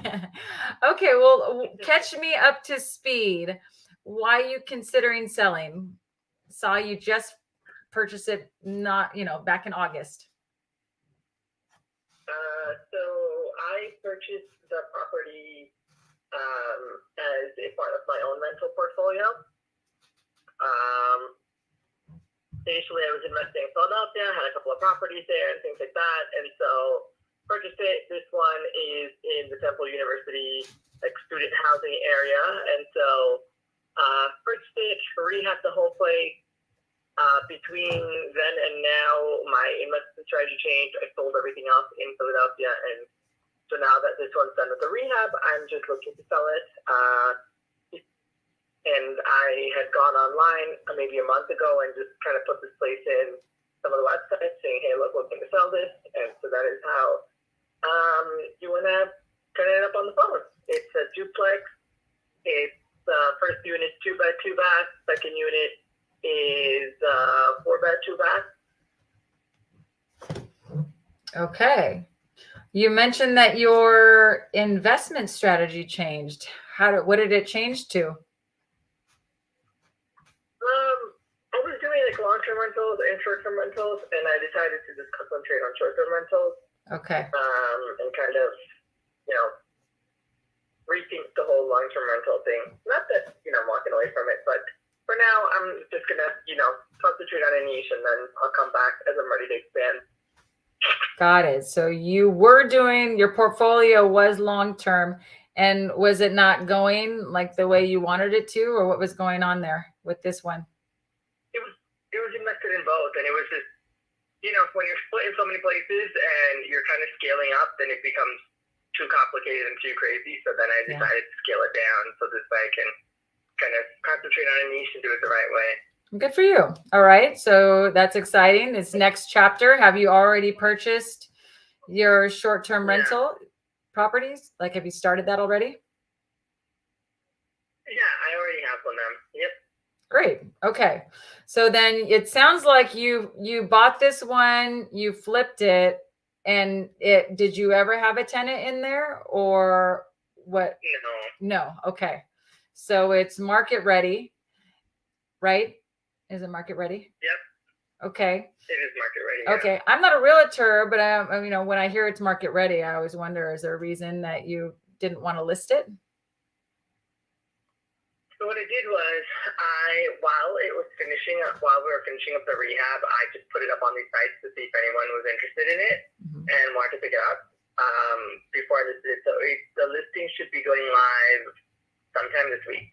Oh, okay. Did you already sign a listing agreement? Yeah. You did. Are you doing it like yourself, or you actually are hiring a realtor? Oh, I am hiring a realtor. Oh, okay. All right. Well, curious then, because I know you filled out our form. What were you hoping to get from us that you're not going to get through your realtor, since you already signed a listing agreement? So a quick sale.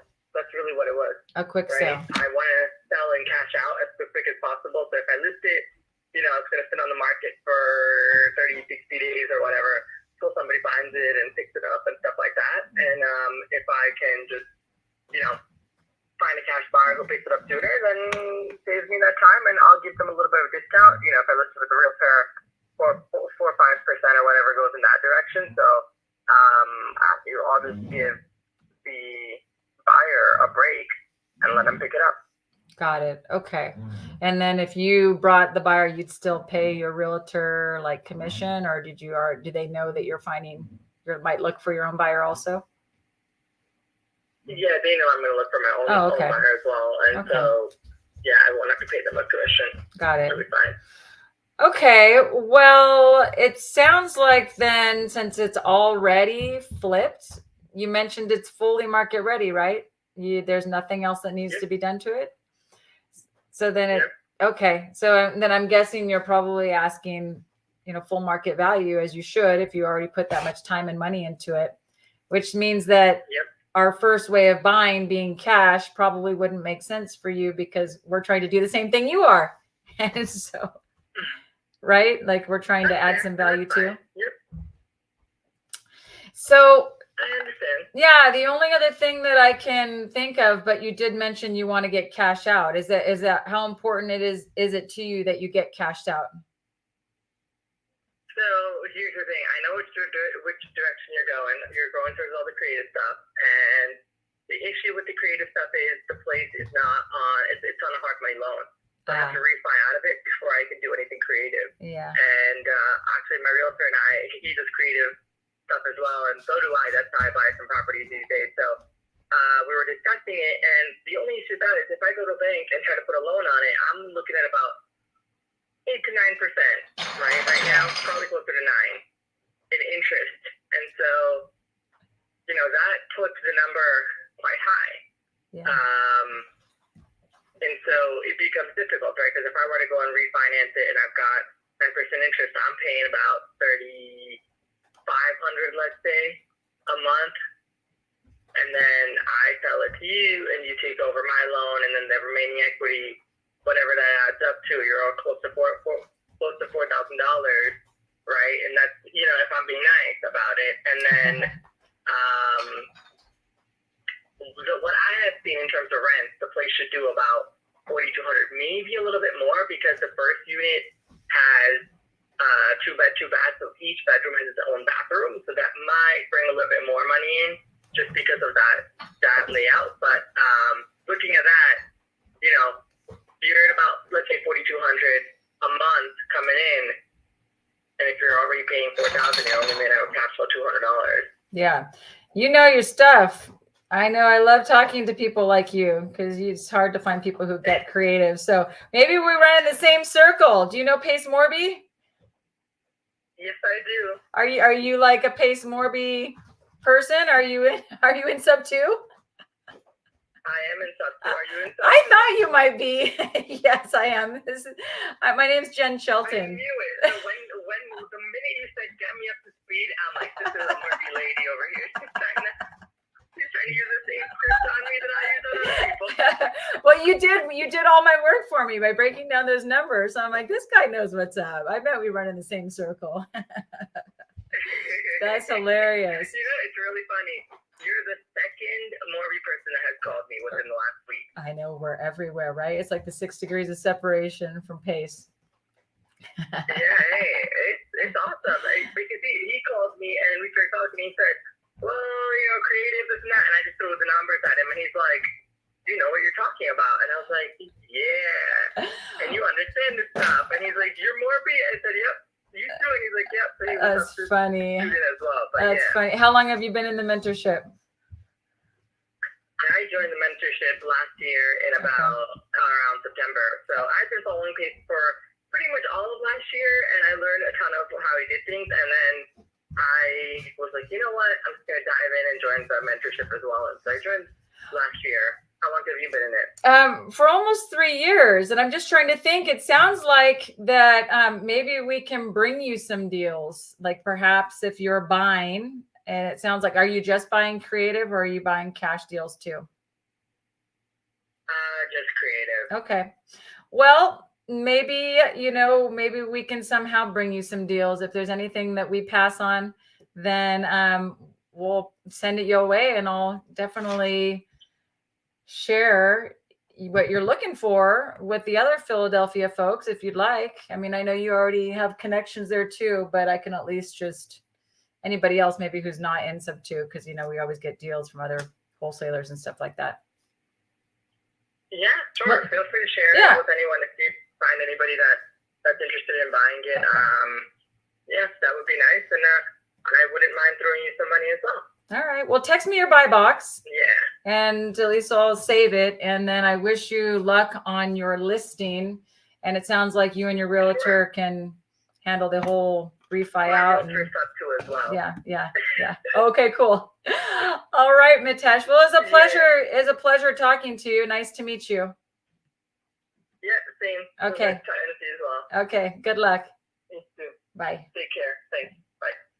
That's funny. I thought he might be, because he was like breaking it all down, and he gave every single benchmark that you need right there. He knew what was up. Yeah. Okay. So I'm looking at this here, and what I'm thinking is, it is 5:41. We've been going for over 90 minutes now. So what I'm thinking is, let's get one final hurrah. Let's get. How about I'm sorry to interrupt, but how about your Tennessee guy? Oh yeah. Let me see if he's available. And then we could get back to Lisa. I know, baby. I'm almost done, honey. I know. I'm almost done, okay? Yes, honey. She's asking me if she can take a bath. That's totally opposite from me when I was a kid. I know, right? You have to take a bath. No! Yeah, I know. Blasphemy. What is going on? I can't believe this. What?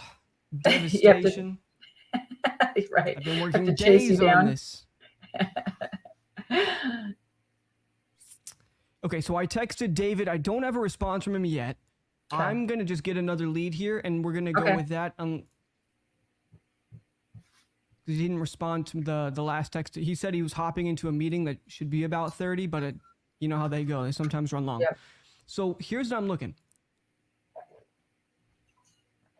It is in Illinois. I don't like that.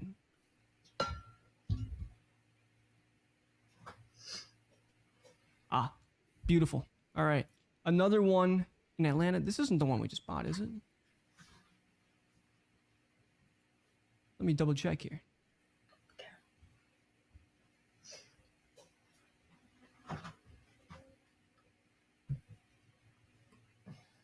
This is a different one. So this one is also just outside of Atlanta. They want to move closer to family. They're behind on their mortgage. They've owned it 15 to 19 years. There's some repairs that are necessary. I'm liking this one. I'm liking this one. And everybody, check this out. I'm going to share my screen again. You guys can see this. Look at this. If I go here and I type 9 CLUB 9 Club and I apply this one, any lead that is in new status is $9. Now you have to sign up for the coupon club, and when you put in 9 Club, you will get signed up for it. So it'll just take you down that process.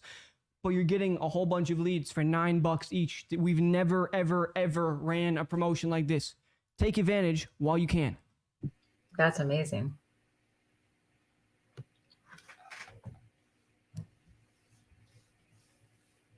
Is there a cap on how many you can do for $9?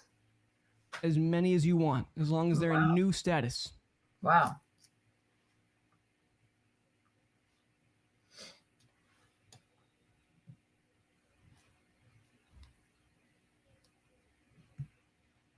Oh, okay, here it is. Cynthia. And I'm just putting, she went and worked with hedge fund offers. Okay.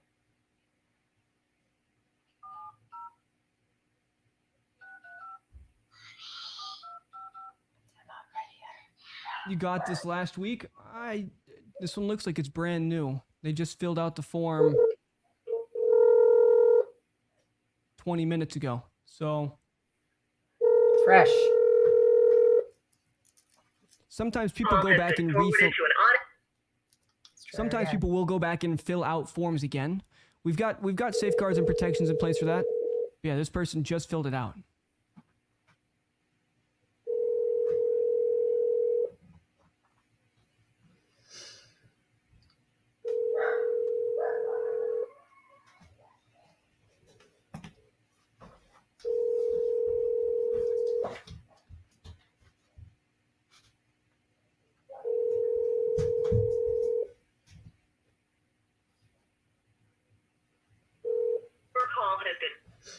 Okay, triple down.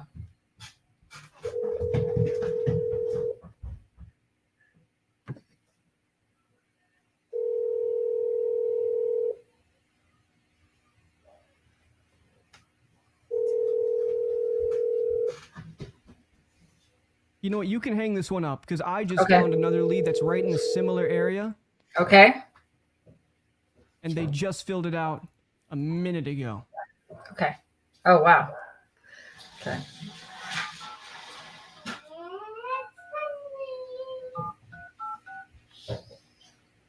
Shayla.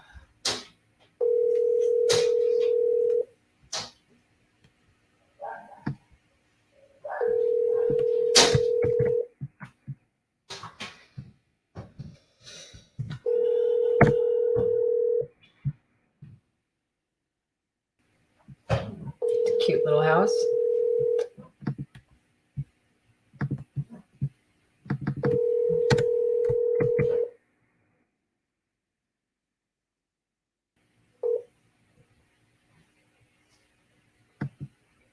Hi, you have.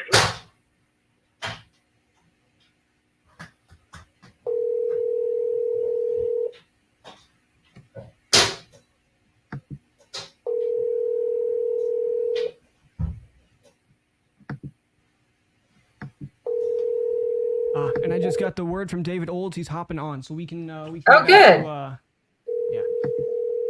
So if they don't answer this one, we can just wait here and get back here with what was her name? Lisa. Lisa. There we go. Let's get her address Great. back up again.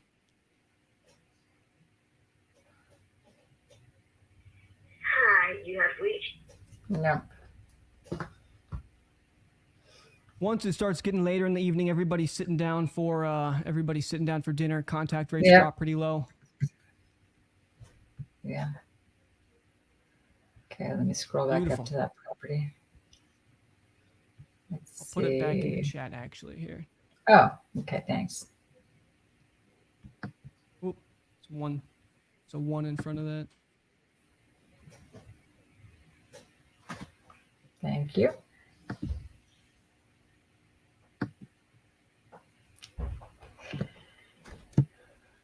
Liam, where are you located? I'm in Minnesota. Minnesota. Land of 10,000 lakes. I lived in California at one point for a year when I was a kindergartner. Lived out Carlsbad. Oh, yeah, nice. Yeah, most people do live here for about a year or so. Give it a shot. My mom was born and raised out near Los Angeles, and so Oh, really? I wanted to move and be closer with her family, and we just went out there. And I guess my parents just weren't a fan of it as much as Minnesota, because Minnesota, the people here are so nice. Of course. It's hard to beat the community feel over here.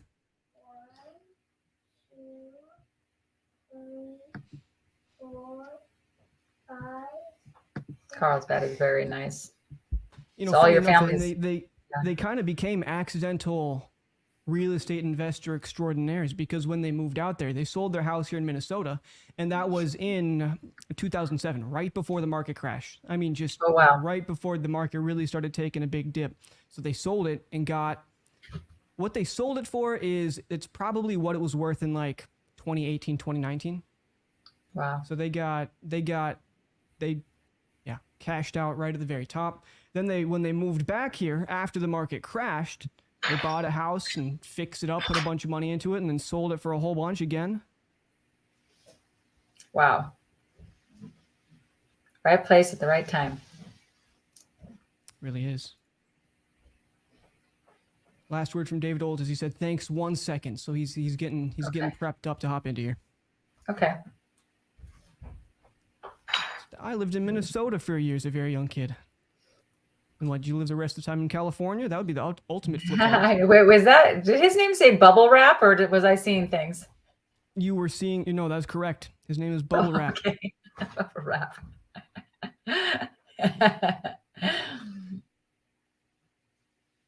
They call him the cautious closer. Is that his handle, Bubble Wrap? I'm gonna have to go look. Or is it Cautious Closer? No, it's Bubble Wrap. I'm just calling him the Oh, it is cautious Bubble closer Wrap. with all the bubble Okay. wrap. Oh, that's funny.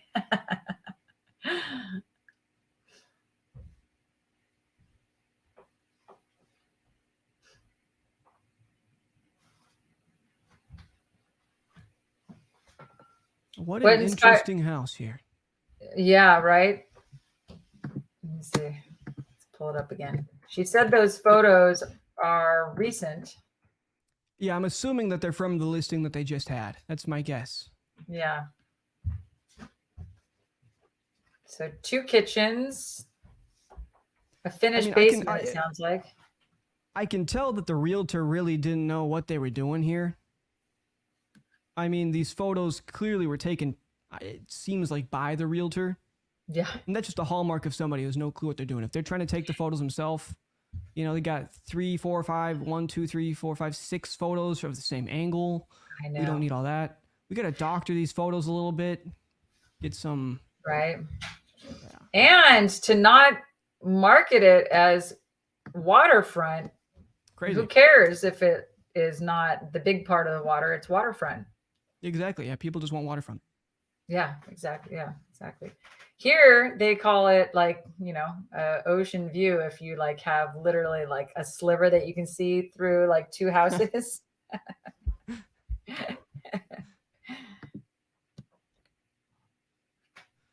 More of an ocean spotting. Yeah, ocean spotting. Exactly. You need binoculars, and it's got to be really good weather out, but yeah. It does exist. Yeah. But she did, help with the negotiating herself down with sharing that it's not real desirable ocean or waterfront property.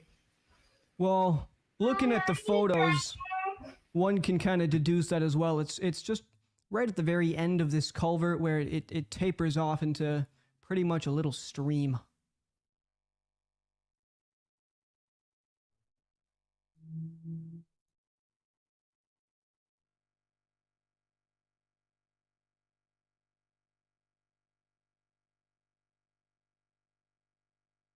It's like a little culvert off of a culvert.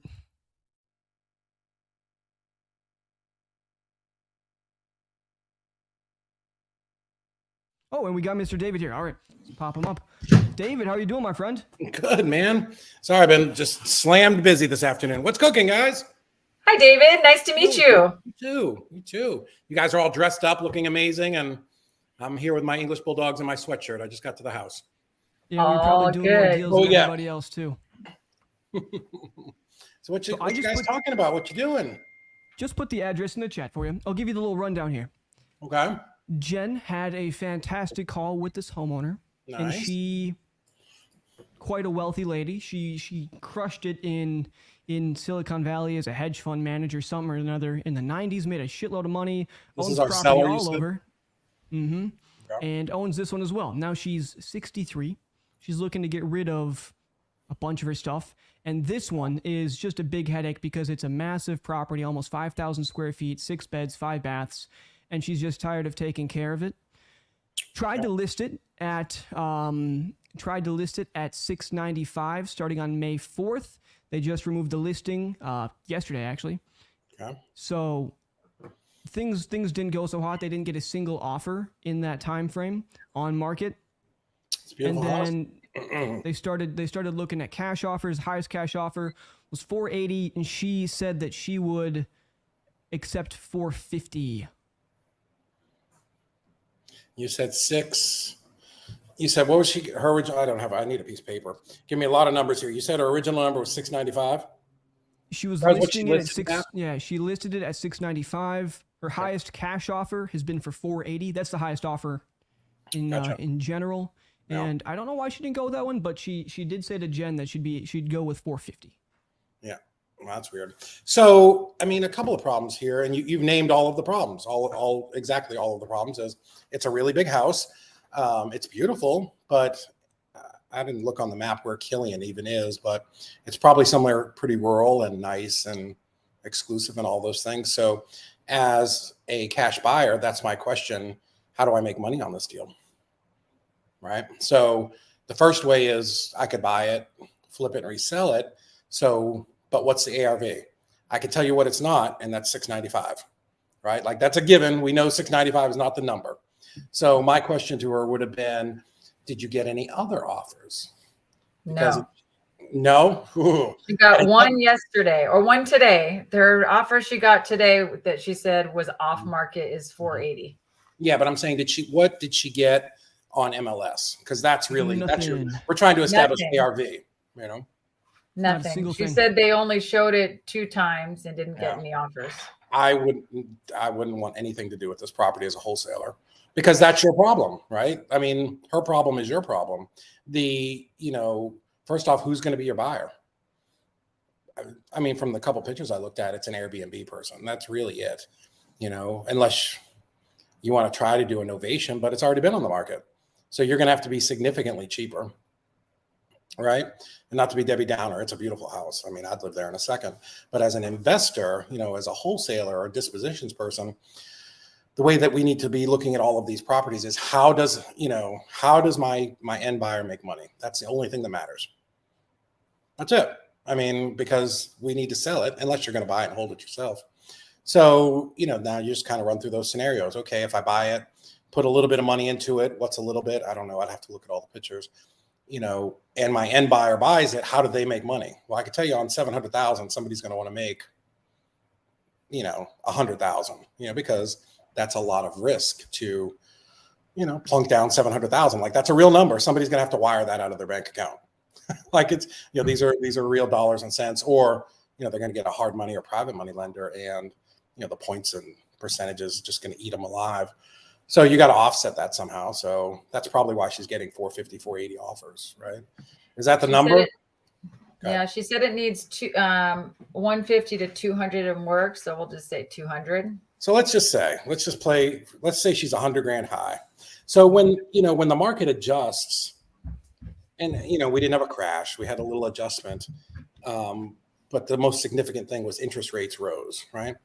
Going from 4 to 7 is not that big of a deal on 150,000. It's really not. It's a couple dollars a month. But 4 to 7 on 700,000 is a significant amount of money, right? So the part of the market that's really slowed down the most is these jumbo type loans, just the really super, super expensive ones. So again, those people are just sitting around waiting for a deal. So let's just say 695. Let's say 575 is really the number, right? Like we're just guessing, right? Like the ARV, like that's the number. So It's going to cost you 10%. Let's look at it from the end buyer's perspective. It's going to cost you 10% to sell. So now you're down to 517. Let's say your buyer wants to only make 75,000, but he's going to have to put another 200 in it. Whew. Man, I'm down to 242 before I've made a dime. Mm-hmm. See the problem? Yeah. That's why, on these big ones, it's very easy to look at pretty quick and go, there's just no deal to be had here for cash. Well, I think that the ARV on it could be a lot closer to the 700. Yeah. Because she listed at 700 in its current condition, with about 200, and then the updates are. Okay, let's play that game. Let's do it. Flooring, kitchens, bathrooms. Gotcha. Let's say it's 700 in good, after you put 200,000 in it. So we're going to, let's assume, Jen, you're wholesaling this to me, right? Because our deals, this is a mistake some wholesalers make. They think the deal dies the day it closes with them, but your deal lives on. The deal itself lives on with your end buyer. So let's say I'm the end buyer and I'm going to sell it for 700. Well, let me work the math backwards. It's still going to cost me 10% to sell this thing, right? Because I'm going to have closing costs. I got to pay an agent. Let's assume 6% for my agent. Maybe it's 5%, but it's better to be conservative, right? Hang on, let me turn my focus on here so my computer doesn't keep going off. Okay, so 700, I'm going to multiply that by 0.9. That gives me 630. So all things being equal, if I paid all cash, I would walk out with 630. Does that make sense? Yes. You're saying, Liam, it's 200 in repairs. So I subtract 200 from 630. Now I'm at 430, right? My buyer still needs to make a profit. Let's say 75, right? 10%. Take another 75,000 off of that. Now we're at 355. Jen, what do you want to make on it? 355. At least 10. I mean, how much? Yeah. What'd you say? At least 10. All right. Well, I'm not getting out of bed for less than 25, but let's call it 20. That means your best offer to this person's 335. I wouldn't offer a freaking dime above that because it's going to be a pain in the ass to sell this because there's no buyers. Yeah. I mean, who's your buyer? Go to PropStream and look for a year for cash sales at that number. I bet you it's none. Or it's, there may be some cash sales, but it's a doctor who, had money and came in and bought this deal. That is not the same as an investor, right? Normally in an area that's really dense, that kind of washes itself out, but this is a resort area. People aren't going to be looking to come in here and rent either. So on a creative deal, who's going to be on the back end? Yeah. Now listen, I might do a creative deal here. I might do a 0 down, some kind of, is she going to do that? Who knows? But she's in the worst spot in this market. It's these people with these big houses. They're the people that are really struggling. I might try to work some kind of deal where, the payments are kind of light. I can Airbnb it. But the issue is if you do any kind of owner financing, like you're going to have to front that money for repairs. So, if you go get private money, at the best you can do is put that person in second position, which means you're going to have a higher interest rate. So, I mean, this is like a porcupine. There's problems all over the place with this. You know what I mean? Unless we did a fix and list, like if she's actually absolutely opposed to 335 and she thinks she can get more, then maybe we could say, well, if you're willing to hold it while we flip it. That's true. And on, she could obviously do the very same thing too, but she could. But maybe she doesn't live there and doesn't want to deal with it, right? That's how novations work. But even if she agreed to a novation, we still wouldn't be much higher. I mean, that would be her, maybe 10 grand more? Yeah, exactly. Maybe. Well, then, Jen, if I were in your shoes, I would call her and just have this education call. I would say, hey. Yeah. Guys, give me one quick took a look second. at it. Okay. Take your time. The underwriters took a look at it, and with the way the market is, you're just in the toughest spot with where you're priced. Just be honest with her. Tell her what's up. Say that for us to make money on it, we got to be coming in close to here. You're probably not interested in that, but that's just what we're looking at. That's why it's tough. Yeah. Okay. Yeah, I feel like I'm the bearer of bad news here, but this is. I think you're probably right then. Yeah, I'm definitely right. But this is, our job as investors is to, help people make the situation better. To give this lady even a 480 offer, you know, she's going to be pissed when you can't do anything with it. And, you know, at the end of the day, people in $700,000 houses are the people who have the money to sue you, you know? So always I tell people tread carefully with, you know, putting these $1 million houses under contract, thinking you can flip them, you know? Yeah. They become stressful. Yeah. And this is going to be a hard sell.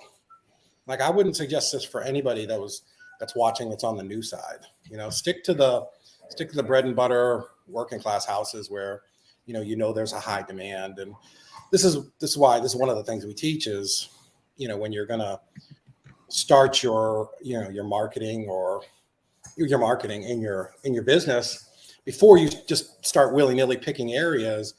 And I don't know where this deal came from, but like, I want to make sure the top of my funnel is going to be areas that I have buyers for, right? Like, there's proven, if I'm going to Huntsville, Alabama, or Chattanooga, or Knoxville, or, you know, Phoenix, that there is a significant amount of buyers for what it is that I'm going to get, you know? Make sense? Yeah, I was just curious what the median home price in that area is, because we want to be at or below. And actually, it was 332. Yeah, and so you're right on with your numbers. Well, thank you. I've done 1,600 deals. We're good at playing pin the tail on the donkey. But the problem is, like, how many? Even then, even if you had told me it was 1.1 million, I would say, well, great.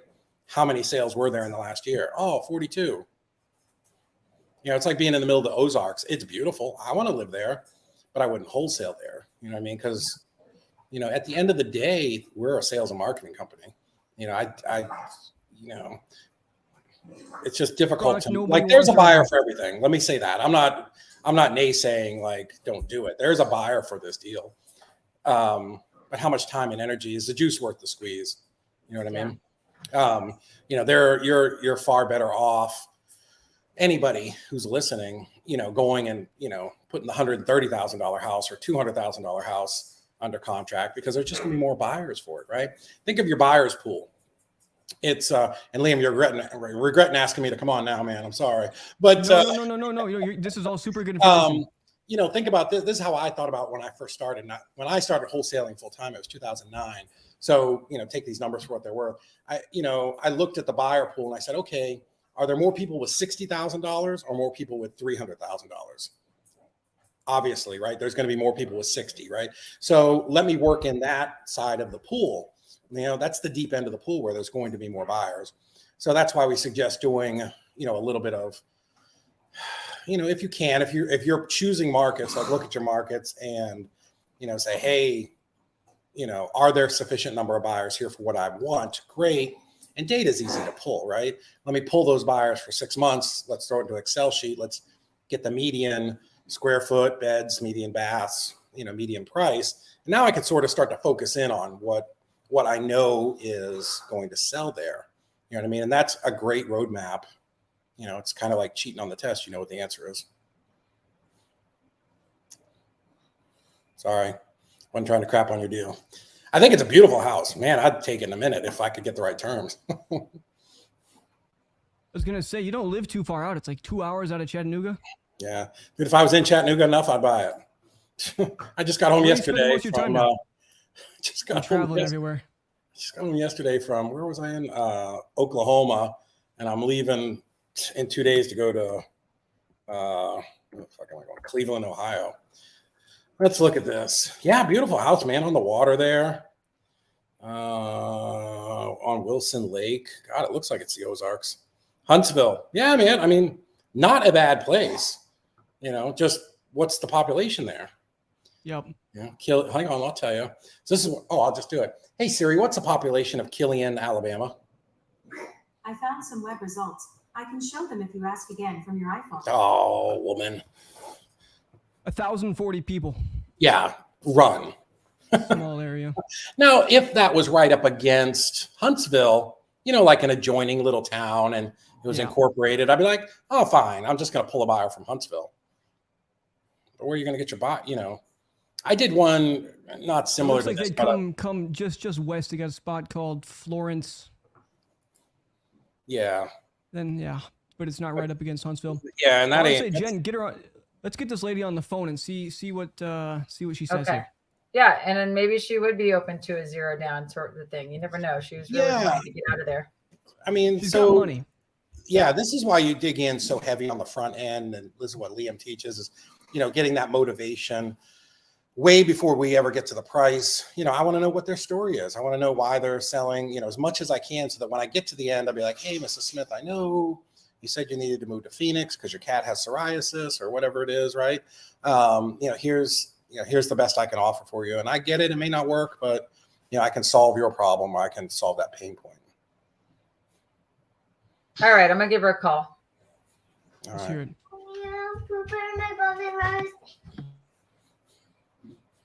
Oh, by the way, everybody watching, David owns Easy REI Closings. They're the greatest transaction coordination company in existence, easily.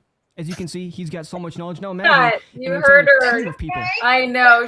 She's been so patient with me on the phone. So I just, whatever she needs. My kids, they were raised able to be on the phone. Oh, I know. I could tell you're a hustler. Well, I wanted to give you a call back because I got together with my underwriter, actually two of them, because we really wanted to make sure that we were looking at your property with the proper set of eyes. And gosh, it is tough. It's tough because it's a big house. It's a beautiful house. There's a lot of potential we see. But it's, with a town of 1,000 people and it being a high price point, it's tough in this market. So I get where you're coming from. Not 1,000. That's what I meant. It's 100,000. I thought it was 1,000. That is small in Killen. No? Killen, but that's right. It's a suburb of Florence, but this is, the university is a huge. Yeah, it's a big But that's okay. Yeah. If it's not it's so far away from you. And I thought I don't know if I'd mess with it if I was that far away. Well, my guy, David, he actually is in Tennessee. So that's why we were chatting about it, because he knows that area very well. And we were looking at the numbers and breaking it down in terms of, if we were to flip it, what we would need to make. And, we got like a minimum of 10%, which would be like, actually, I guess that would be our maximum in this case, a nominal amount. And we would want to get it probably like Airbnb ready, put like a good amount of work into it. Like with the recommendations you made, you sound spot on with what needs to be done with it. If I was going to Airbnb it, I wouldn't change anything. If I was going to flip it and sell it, I would do that. But Airbnb it is perfect. I mean, this house is sturdy.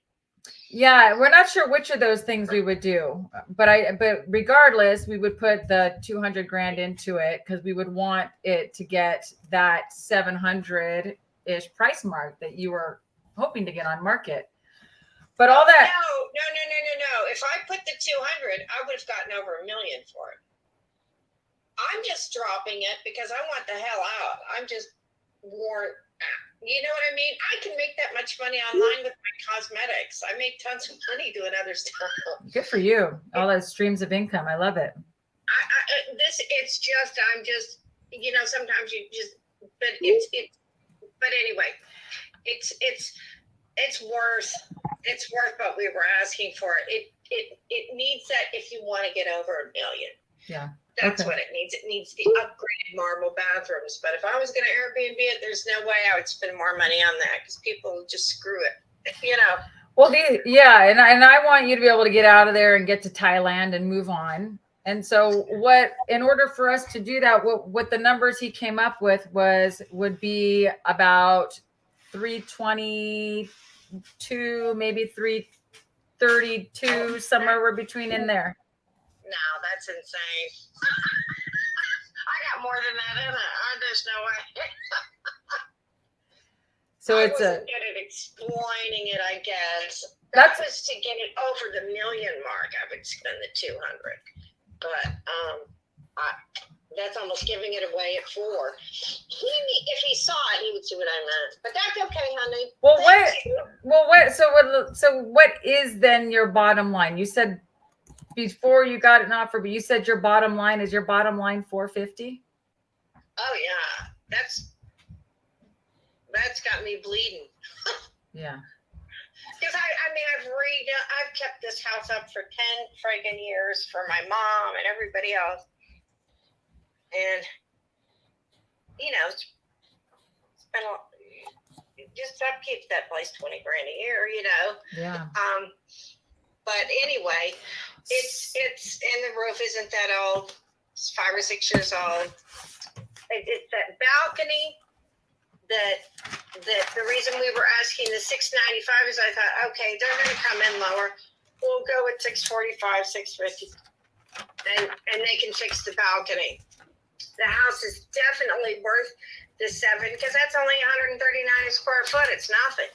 I live on the other side of the river on a bluff overlooking the city. It's pretty gorgeous, and the house is here because it's Alabama. The houses here that aren't even on the water, do not have views, nothing, are 139 a square foot. Yeah, so I know the town. I can see it's in a very pretty location. So sometimes, like I want to get you the highest number possible.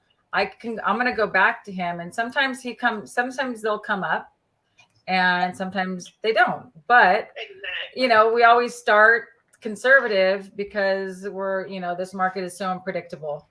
So if here's another couple of things. If you can get him down, where in Tennessee is he? Let me find out.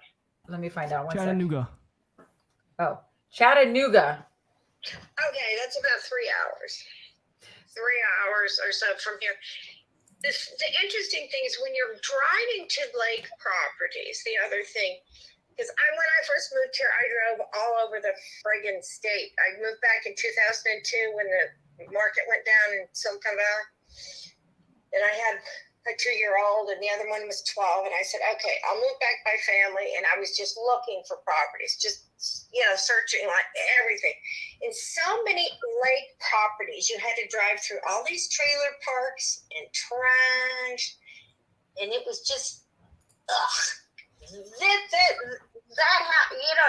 you're driving to it's nice, even when you're coming out. But there are just other parts about it that you wouldn't notice unless you lived here and if you were, not like I am. And then there are, they have Robert Trent Jones golf courses here that are built by the city that are free. They don't even have green fees hardly. Yeah. A lot of the people, like the doctors, a lot of the Oriental people came here to play golf. Yeah. Yeah. From California. They're like, no green fees. Yeah, right. I can imagine. That's here. right. So anyway, that's just, and then South Alabama. I don't know if have you been to the panhandle of Florida at all? Do you know anything about? A little bit. It's been a while, but what's the interesting thing about it is Alabama touches the panhandle down there, and the sand is as white as sugar. I've been all over the world, and on the West Coast it's just brown old sugar, and on the other side of Florida. But down there, a lot of people will have. But anyway, your guy that's Chattanooga, tell him a lot of the neighbors, these are their second homes that are Nashville people. Okay. Their second homes on the lake. So let me just ask you something before, because I want to go back to him and I'm going to see how far he can come up on that. But if he says that he'll come up, if I can get him up to 400 and we could close in 30, no, that's an absolute no with certainty, just giving you that certainly so you could get out of here like you wanted to. No, I've got better offers. I already got the other one for 480. I'm just trying to get them to give me proof of funds. Exactly. But even so, I'm glad you brought that up because those guys make my job so much harder. And I'm sure you know how wholesalers work. And I just got a call this morning from another seller who was in a similar situation. She was super frustrated because she got an offer that was very desirable. She accepted it. They tied her up for 2-3 weeks. Then they came out to the property. Then they wanted a price reduction. Now she's back. Do you know where she is back on her number now? No telling. Where I was, but lower. So if she would have saved a lot of time, a lot of money, if she was talking to somebody who was honest. And so I will be honest with you. I just never want to overpromise, because I could say, yeah, we'll give you 480 and get you to sign a purchase agreement. And I just, you super real deal. One guy, they had so many contingencies in their contract.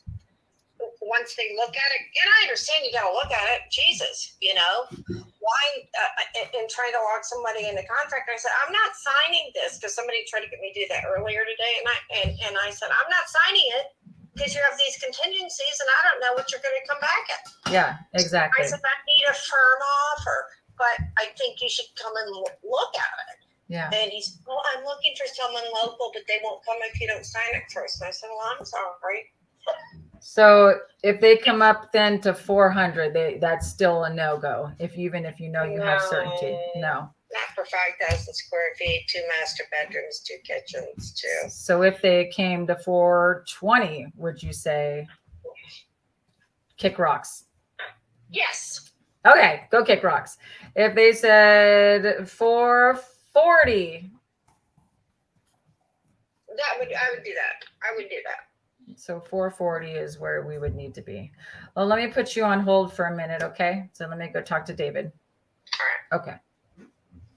What do you think, David? I wouldn't contract this. I don't think risky. I don't think you can sell it at 440. I think so. A couple things there. I think that was good to shoot the, hey, if I could maybe twist his arm. I can't guarantee you, but I could try. Yeah. That was good. I think the 410, 420, 430. I think after the second or third one of those, she just knows you're going to go one more higher. You know what I mean? Yeah. I mean, that's how we're stuck on our number. He's like, you said 400, maybe. Yeah, I would say, and honestly, 400 is, generous. Well, we want to know about the repairs on that balcony, and I would just shoot her straight, like, hey, look, for this would be a huge project and investment for us, and if we're going to do this, we're going to come in there and make sure it's top of the line. And you know what? It could cost me $200,000. It could cost me $350 because it is 5,000 square foot. And there's just a ton of risk for us, right? Why hasn't she invested the $300,000 to fix it up? Yeah. Yeah. So, but yeah, your highest cash sale and going out 5 miles in the last year is $330,000. Okay. So, the market's what the market is. So in the last 5 years. Is that what you said? No, 5 miles, 1 year. 5 miles. It would be super nice with her and go, hey, I don't think I can get that, but let me, let me work on it and I can follow up with you. Okay. Hi, Lisa. Uh-huh. I tried and I feel like I failed you, but unfortunately I feel like I failed you. But I couldn't get him to come up because we're going to want to put in that full 200, maybe might even come higher because we want to be able to really do it right. And it's just a little too risky. So that's where we would be. Okay. Well, at least you tried. I appreciate your time, honey. I do have a question though, Lisa. So I know you're a flipper though. Is that not something that you want to do so that you can get that yourself? I put enough into it. I'm worn out. I've done houses in Nashville. I bought one house for $350 and it just sold. Well, anyway, it just sold for $4.3 million. But I bought my first house I flipped was in Laurel Canyon. Oh, really? I used to live over there. 1987. Oh, and wow. The interest rates were 10%. Oh my goodness. Yeah, that's crazy. I used to doubled it in 2 years and sold it to my next door neighbor. But you wonder how in the hell did these banks even give people loans for that? I know. How do they appraise stuff like that? Here they don't appraise stuff crazy. They do. They're very conservative on appraisals. Do you already had it appraised? Yeah, that's where it came in.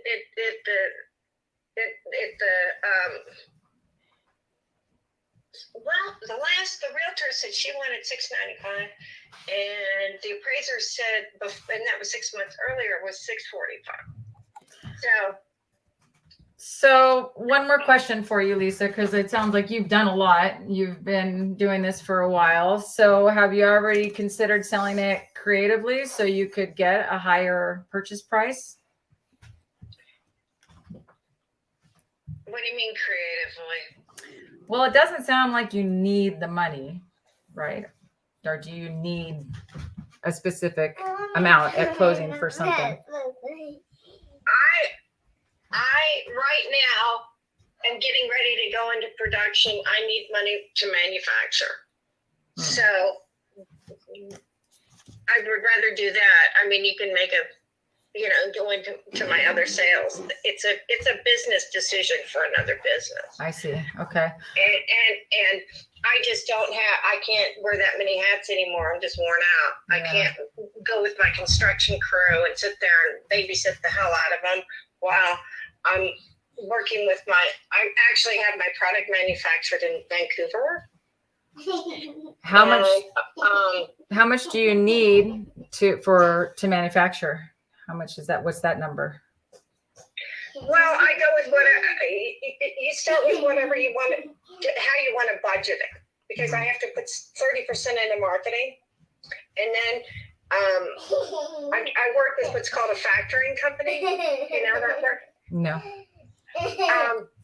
What they do is when you get purchase orders, they will help you buy more product with your purchase order, and they charge a percentage of that. And so that's how you scale. But you can take a $6 product and sell it for $130. That's more than you make on oil. Yeah. Well, you would never do all this other stuff when you. The reason why I was one company did $300 million in 3 years, and it was just a diet product.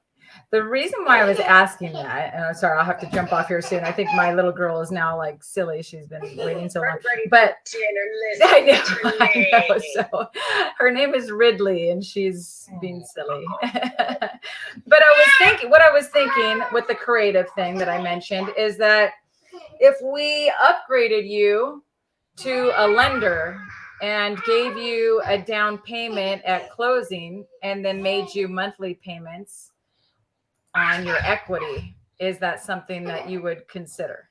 It's something I would consider, but we could do it for a higher price. Because I've had people ask me to consider that. Yeah. Carry a second. Okay, so yeah. I know. Just talk tomorrow. I would ask for. What would be the most important thing to you, though? The purchase price or the down payment? The down payment. What ballpark would that need to be in? At least a 200. Ooh. Yeah. Yeah. That's why I decided to just go sell it, get it going, because I can. When I go to Thailand, and those girls buy the hell out of my stuff over there. It's kind of fun. You're hanging on the beach. All right. It's not just to hang; it's to work too. Yeah. Well, I think the 200 down is going to be tough. The only other thing I can think of, and I'll just plant one more seed, and then maybe we can chat again, is if we did like a fix and list where you carried it while we did the work, and then when it was done, you listed it, and then at that point we got everybody paid. Yeah. But it'd be on the back end. You guys still have to stay here. Yeah, you really want to get out. Okay. All right. Well, we tried. You did. I appreciate it. I appreciate you too. Thank you for being open-minded. You too. Thank you. Okay, I'll talk to you soon. Thank you. Okay, bye. Bye. Oh my goodness. Okay, we're having a little silly meltdown over here. Jen, you stood there and took all the swings at the camp, kid. I'll tell you, you took more swings than I would have. So you did great. I would have, but you never know, right? You never know if you don't ask. So good for you. I think she's muted. Everybody's muted but me. Oh, I muted so you wouldn't hear it. But yeah, I was just like weed whacker. Yeah. And so at that point, that's exactly it. When you get to that kind of situation, now it's just like, you know what? It's time to practice. Let me practice saying the words. right? Because she was, she will sell that property for 400,000, guaranteed. She's not motivated enough yet. She doesn't. Yeah, need we just got to follow up. Yeah. I actually have to run. I appreciate both of you. Thank you, Liam, for having me here. It was a lot of fun, and I really feel honored to be here. David, pleasure meeting you. You too. If I can ever help, please reach out. Yeah, thank you. You bet. Beautiful. Thank you for hopping on, Jen. It was a great time. Bye. Well, there it is, David. That was Sorry, man. I feel like I came on. It was fucking Nelly negative on your show. I didn't mean to. That's dude. You came in and gave the real information that people need to know. So that was perfect. That's all we would have wanted. Well, yeah. Thank you. You're welcome. But yeah, so that's something that we see a lot with wholesalers. When we did a lot of JVs, it would be the same type of thing. I've locked up this $2 million house. I'm like, yeah, I get it. You're 200,000 under ARV, and that seems like a lot to you, but your buyer, right? Like, how do you do that math? And just for everybody who is listening, right? Take your ARV, multiply it by 0.9, because it costs 10% to sell a house for the end guy, right? Not you, the wholesaler, your end buyer. So it's usually between 9 and 11. Let's just say 10 because it's easy math and we can do it off the top of our head. All right. So on a $100,000 house, that takes it down to 90. Great. What are the repairs going to be? Oh, 20,000. Awesome. Subtract that. Now we're at 70. Right? What does your end buyer want to make on the deal? Because he still hasn't made anything there. Oh, he wants to make 20,000. Great. Now we have 50. How much do you want to make? 10,000. Now we're at 40. We fucking buy houses at 40 cents on the dollar. That's the math. That's where it goes. I know it sounds, people that are listening to this that haven't done a deal, well, nobody will give you that house at 40 cents on the dollar. I'm here to tell you it happens every day. But those are just all about volume. You talk to enough sellers, there's people who want to do it. It's exactly, Liam, you and I have talked about it a million times. You don't have enough leads in your pipeline. Like if you're falling in love with that deal and you're just, you're going to spend 3 weeks on that deal, that tells me you just don't have enough leads because, listen, you can squeeze a drop of blood out of anything, but is it worth the time and energy? Because if you had enough leads, you could have gone 5 other deals at 20,000 each. Right. I think that's probably one of the biggest things that beginners get caught up on is they see the first thing that's glittery, that's shiny. They immediately assume it's gold and they just abandon all other efforts. They stop doing their calling, they stop doing their marketing and just put all their efforts into it. And then they completely lose all their momentum for something that usually won't turn out to be a deal because it's complex. There's all this weird shit going on with it.